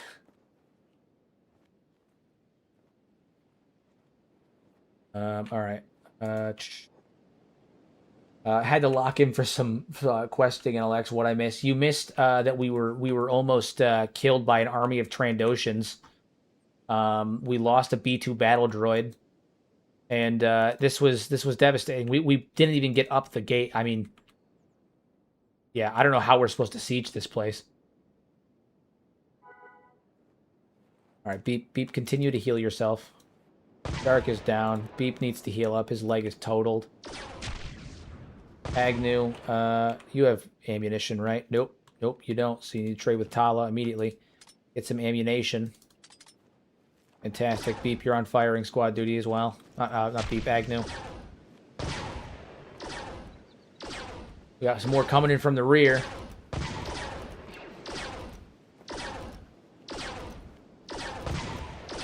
Just gun down as many as you can. As many as you can. Darth Beep demands that you live. Get up. Get up. Darth Beepus demands it. Alright, so Brax is unconscious. Yeah, he's gonna be in a blood loss knockout for sure. Captain Shark is just unconscious. He'll get up in a minute. Beep's using this pole arm that we stole. And Beep just got shot by his own got friendly fired. God damn it. It's fine. He's fine.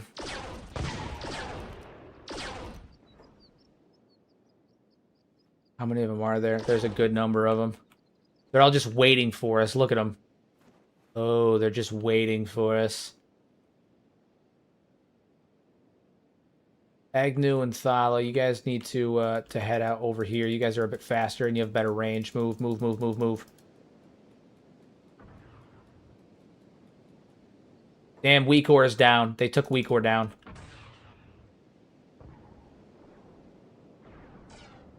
Cobra's down. Oh my god. Beep's unconscious for another couple of minutes. Shark's down but healed. Yeah, this is rough. This is rough. Riku's still over here fighting with what little strength she has, but I foresee her getting fucking enslaved or something. Heal yourself up. See if maybe you can stand up. Agnew is over here fighting off hordes of Trandoshans from the back. Dude, we're getting swarmed by hordes of Trandoshans.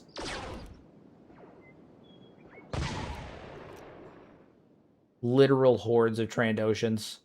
They just don't stop. Oh my god, there's even more over here. There's even more. Sharks, start shooting. They just won't stop. Trial by fire.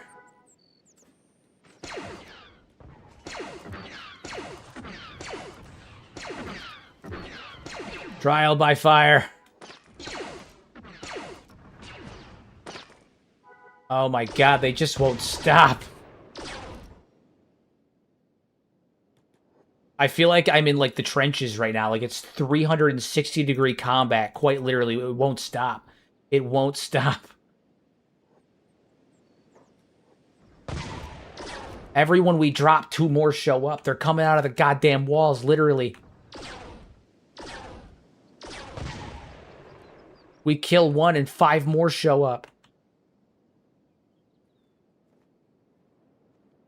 Oh my god, there's even more! Tala, start sniping.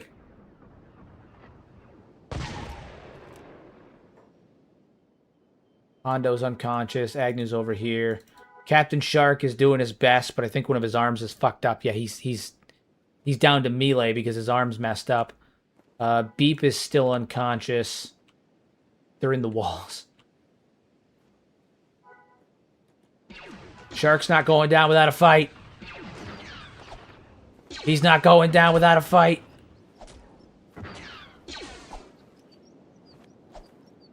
Once Beep gets up, you're all gonna be sorry.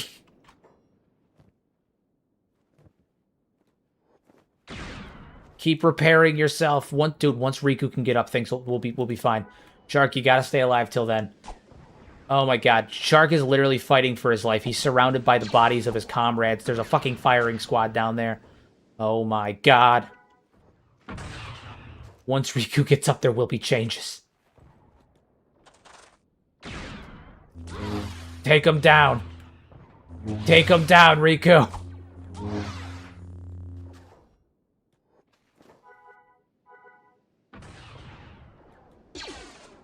Beep, drop the staff. Drop the staff.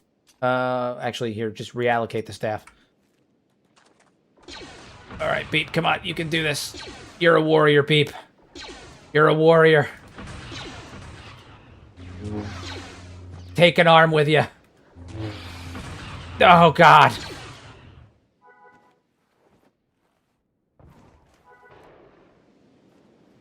Oh my god, dude. Agnew and Tala are just gunning them down. I wish I could have... There was a mod that let me know kill count. Because she's trying her best, man. Oh my god. Every time she shoots, someone dies, but it's never enough. It doesn't matter how many she kills. It doesn't matter how many she kills.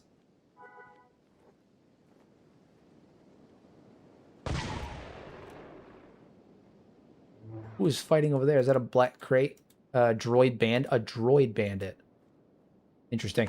Okay. I'm assuming those are the skeleton bandits. Alright, Riku's moving again. How many? How many do we have to kill? Tala is literally the GOAT. Literally the GOAT. Weekor's bleeding out. Hondo's bleeding out. Shark is bleeding out. And I don't know if we're going to have the ability to heal half of them. Oh, dude. Point blank range to the fucking head. Point blank to the head. How much ammo does Tala have? Okay, so she's still moving. And just like that, she can't shoot anymore.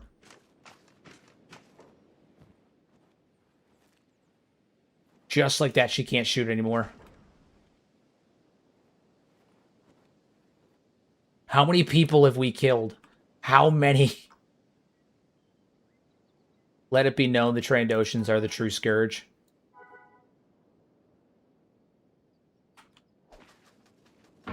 Rex, kick him in the head.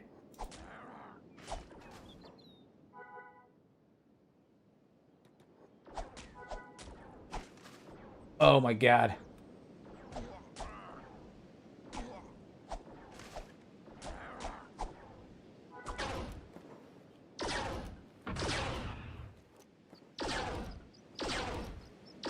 Alright, Tyler, heal yourself up.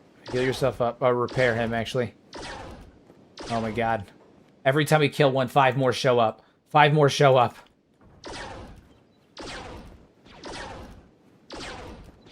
Agnew and Tala are literally running this whole fight. They're the only reason that we're still here.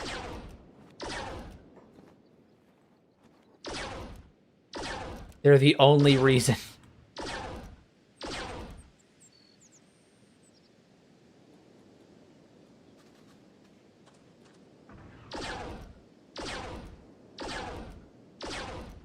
Come on, come on. How many more? Oh my fucking god, there's even more. Oh, man.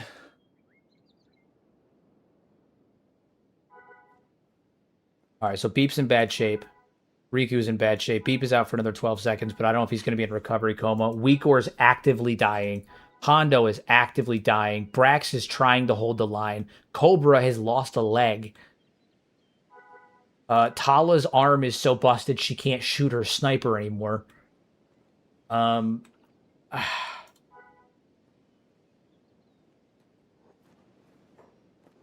she have a repair kit? No, dude, she's... I wish... Firstly, I wish it was her right arm, and I wish I could just get it, like, take it off. So she could, you know, use a lifter. Yeah, Agnew's gonna have to heal himself up and then head out. He's gonna have to run.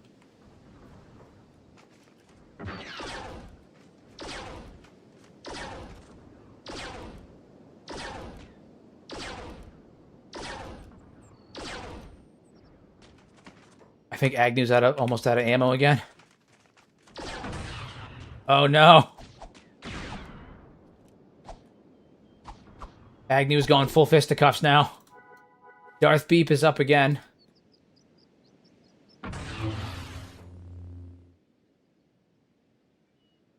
Okay,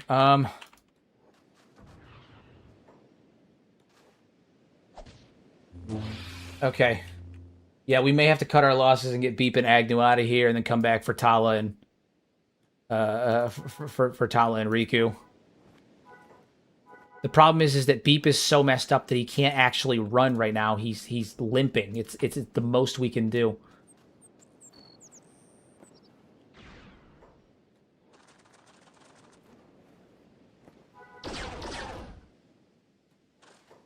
Okay, all right. The three of you move over here. Get over here. Who's shooting us now? It's you? Agnew. Ah, damn it. Agnew's down. Agnew's down and dying. Agnew's down and dying. We got to get that. Focus on that. Agnew's bleeding out.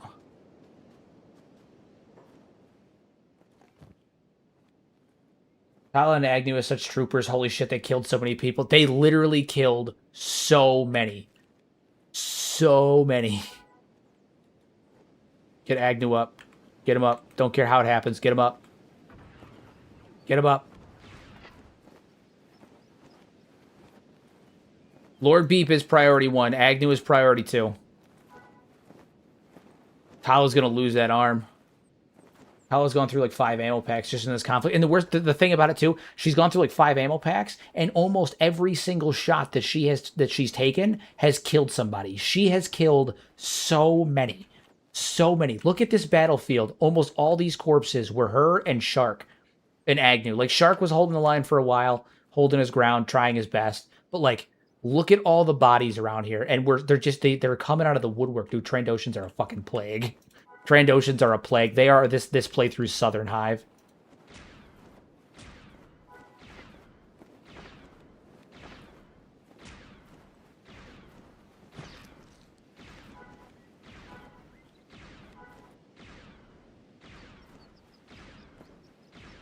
All right, Beep. Pick her up. We're gonna have to take these 3 and get them out of here. Go.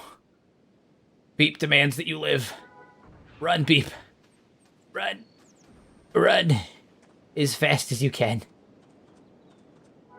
Weekor's gonna die. We're gonna lose Weekor, Cobra, Brax. Shark is here. Ah, dude, this is terrible. Oh my god.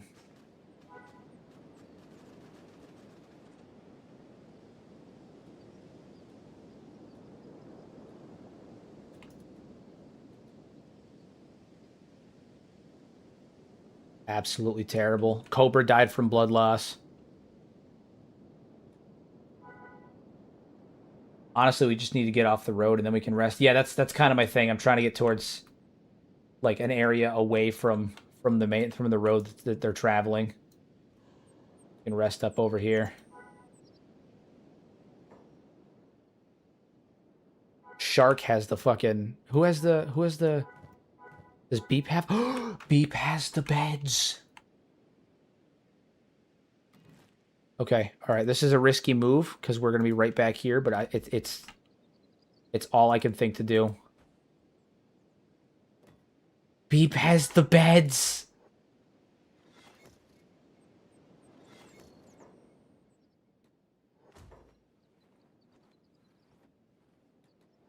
Okay, and Tala, get in here. Agnew, you're on stealth. Oh my god, dude! I did not think there was a force that could do that to us. Truly, I was so confident. I was so confident. Eric, I remembered the bets this time. Yeah, we just need Beep's legs to work. If we can get his legs working again, we'll be fine. Luckily, he regenerates hella quick because he's a force user. We may lose Riku. She's bleeding out pretty quickly. Is she recovering actually? Is this going down? Okay, she's actually recovering, which is good. She is recovering. Agnew can actually move at full speed, so let's have him run over and grab Shark.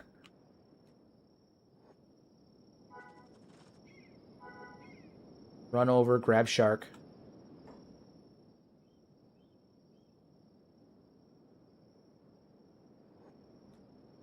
And then get the hell out of there. Hoo. Riku's been enslaved. Riku has been enslaved. They took her boots, and they definitely took her lightsaber, too. Oh, yeah. Oh, my God. So Riku is now enslaved. That's not good. Agnew, what are you doing? No, you're on hold. There's no robotics right now. You get over here.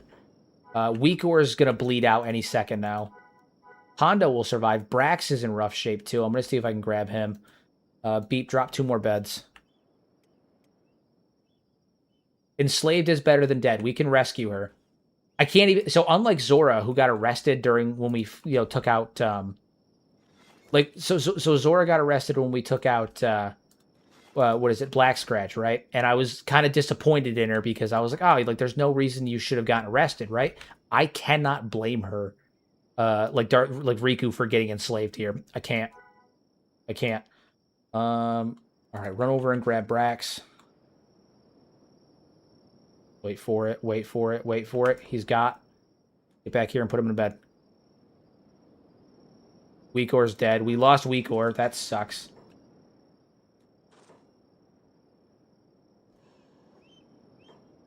Didn't you first meet Riku in a prison? She was like the head of the prison as far as I'm aware.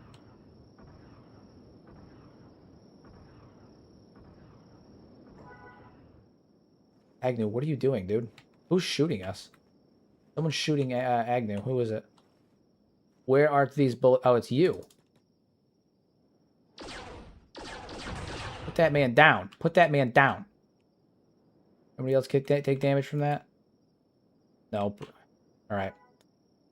Brax, do first aid to Brax. Agnew, heal yourself up. Beep. Jesus Christ. Weakor was good. He was okay. He wasn't my favorite for sure, but he was okay. He was okay. Riku going through her Bastilla arc. Yeah. Oh my god. All right, you're on sneak. Everybody on sneak. Both of you guys are on sneak. Well, Shark's unconscious, but I need to figure out something I can do for. I mean, she's already got some of the best equipment we have. A fantastic, unique rifle. I don't know what else to do for her, but like, dude, Tala and Agnew in that fight were goated. They were back-to-back 360-degree combat almost the entire time, just taking people down. They ran that battlefield.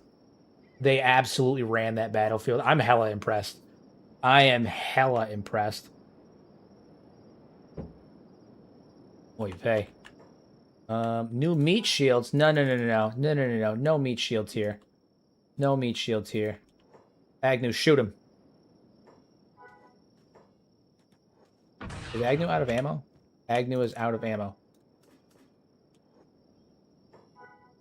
Beep, go kick his ass.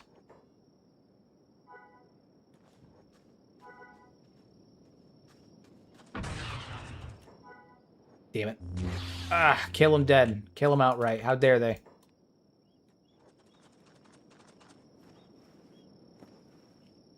Wonderful performance for everybody, given the circumstances.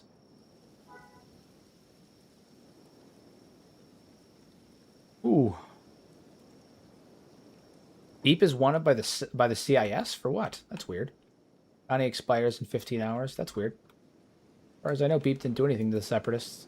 Maybe it's because of the droid situation back at the, Yeah, maybe it's because of the droid engineer situation. That's probably why. Hondo is still over there. She's in a coma. Let's see what Riku's up to. She's been enslaved, but they... Oh, shit. Oh, shit. Oh, shit.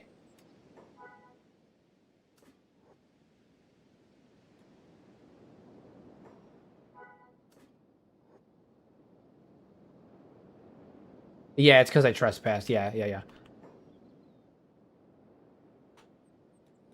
Wait.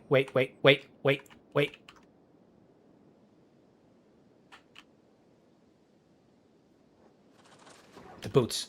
Gotta get the boots. Get the bootsies. So if anyone's wondering if the guns in Project Cthulhu are any good, 2 people killed about 100 to 150 people by themselves. Literally. That was... I think that is probably the most intense combat situation I've ever had in Kenshi. Deadass. I think that's probably the most intense combat situation I've ever had in Kenshi. 365-degree combat. That was wild. Absolutely wild. All right. We're gonna unshackle you. Raid, give you back the boots. The boots with the fur. And I suppose for right now, I will give you Mace Dindu's lightsaber. Besides the incident with the dwarves run, that was the closest we've come to losing a run, like a full-on last stand moment on stream. It was like, I think the dwarf situation was quicker, is what it was. Like the dwarf situation felt very much, and I'm trying not to spoil it for anybody who's actively watching the dwarves. The dwarf situation felt quicker, right? Like it felt like it happened in an instant. This one went south in an instant, but this felt more like we were pinned down. This is the first time I think I've ever felt pinned down. Couldn't go anywhere. We couldn't run. We're just fighting to the last stand, exhausting all of our ammo, shooting as much as possible. I mean, this was the first time I think I've ever felt truly pinned down. Like trench warfare style pinned down. It was wild. That was wild. Wild work. All right, Beep, heal her up. Again, I can't even be mad at her, unlike I was with Zora for getting arrested. Like, she fought hard. She fought hard. Genuinely, Tala and Agnew deserve fucking medals for their performance. Oh, yeah. Oh, yeah. Oh, yeah. They earned everything they get. Everything they get. Tala's getting... I mean, even, like Tala and Agnew were... They carried that whole thing. They carried the whole thing. They fought harder than anybody I've ever seen fight before. That was nuts. You got Agnew down on one knee, Tala just sniping until she literally... The only reason she stopped is because she got shot in the arm so many times she couldn't do it anymore. And you know, even Shark, like, his arm gets broken. And what does he do? He runs in with a knife and just starts trying to... I mean, he runs in with martial arts and just tries fighting them off martial arts style. Like, all of them, stellar performance. Stellar performance. Oh, man. They held the hill for over 5 hours in game. 5 hours in the world of just killing people nonstop. Yeah, can you imagine that? I want you to put this into perspective. Can you guys imagine standing back to back on an open hilltop? They're not even in a trench. Open hilltop with no cover. 360 degrees just shooting and mowing down enemies. That's crazy. That's crazy. Absolutely crazy. Oh, fuck.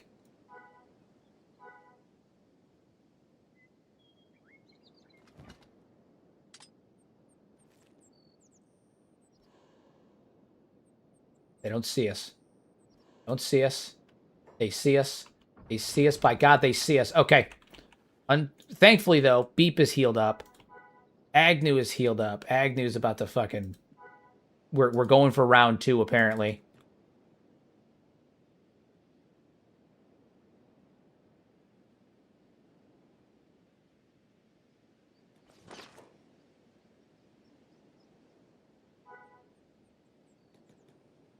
I'm proud of B2. He sacrificed himself so they could fall back. He did. He did. We gotta get the fuck out of Stopes Garden, man. Yeah, this place is a hellhole.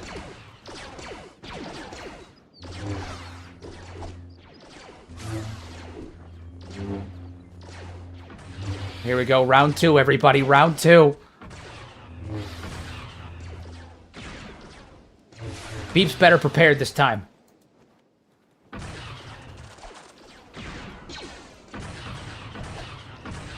Probably. Beep, you need to stop getting shot, my dude. Oh my God. Hala, is your arm healed up yet? We need you. For the love of God, we need you.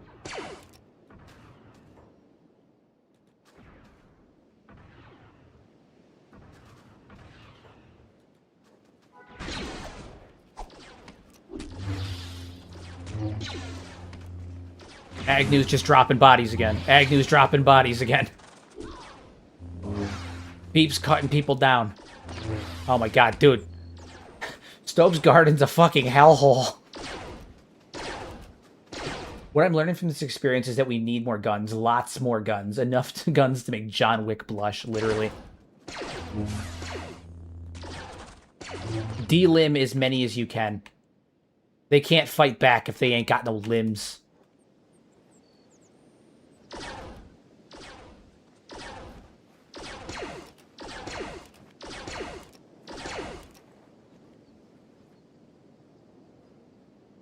Oh, we got more incoming.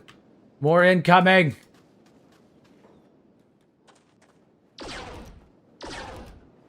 What is it? He's using a DXR6 carbine masterwork, yeah.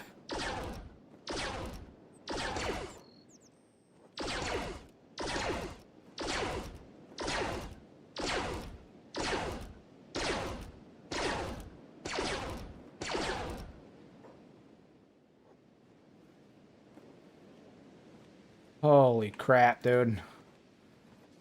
Holy crap.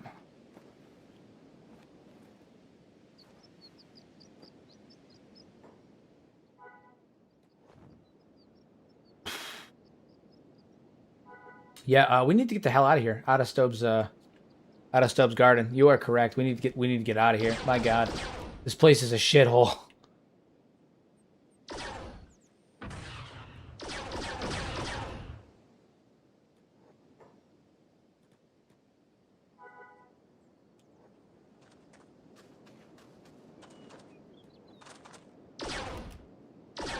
A meat shield, you say? Says you. Says you.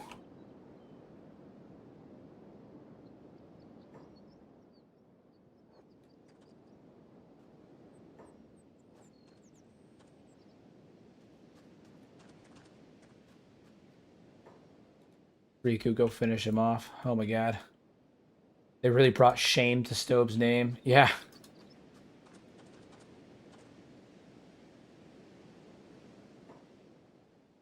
What do they see in here? What are we aiming at? I'm assuming it's little Trandoshans running around here. Yeah. Oh my God.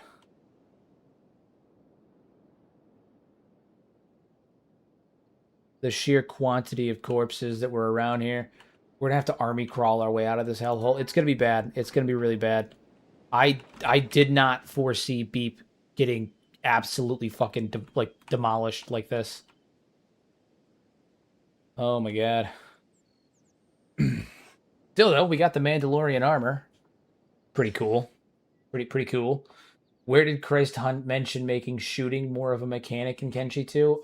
In a Reddit AMA a couple years ago.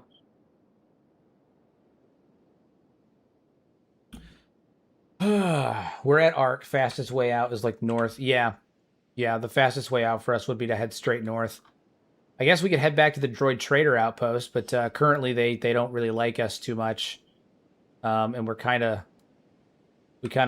pissed them off. I don't know if they're still gonna be mad about that. I don't know if they're still harboring some irritations about that.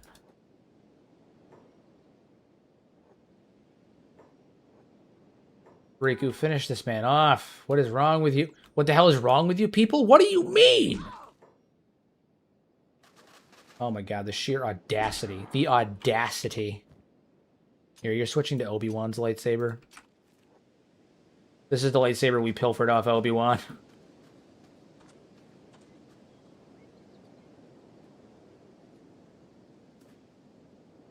Yeah.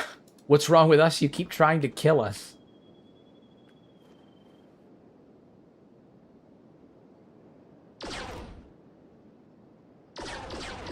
Oh my god, we're going again!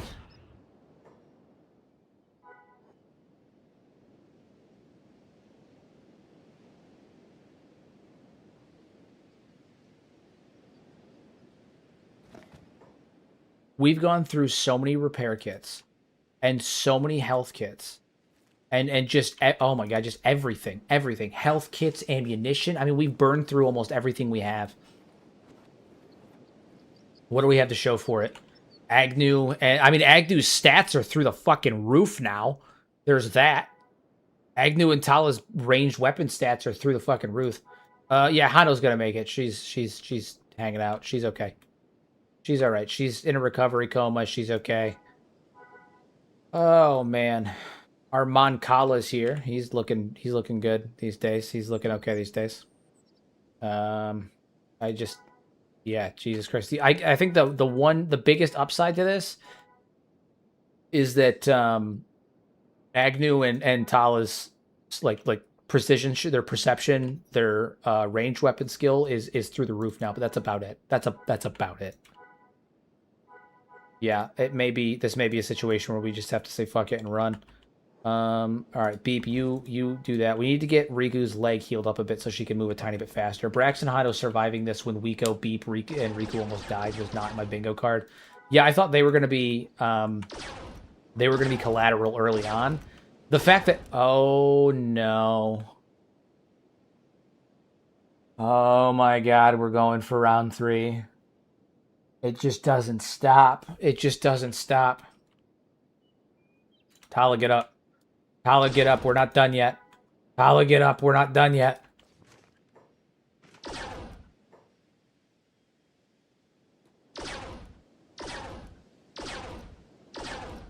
Shark, get up. We're not done yet.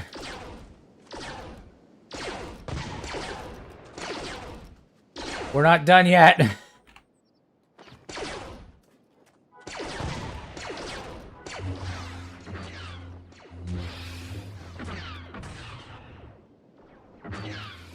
I didn't hear no bells, boys. Oh god, it's not over till the fat lady sings and she's a humming a tune.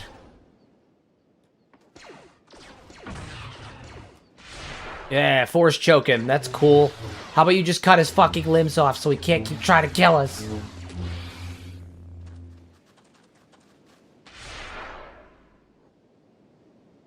Remove their limbs, people. Remove their limbs. Okay, everybody get up. Everybody get up. We gotta get the hell out of here. We heal up. We gotta leave. We gotta go. We gotta go.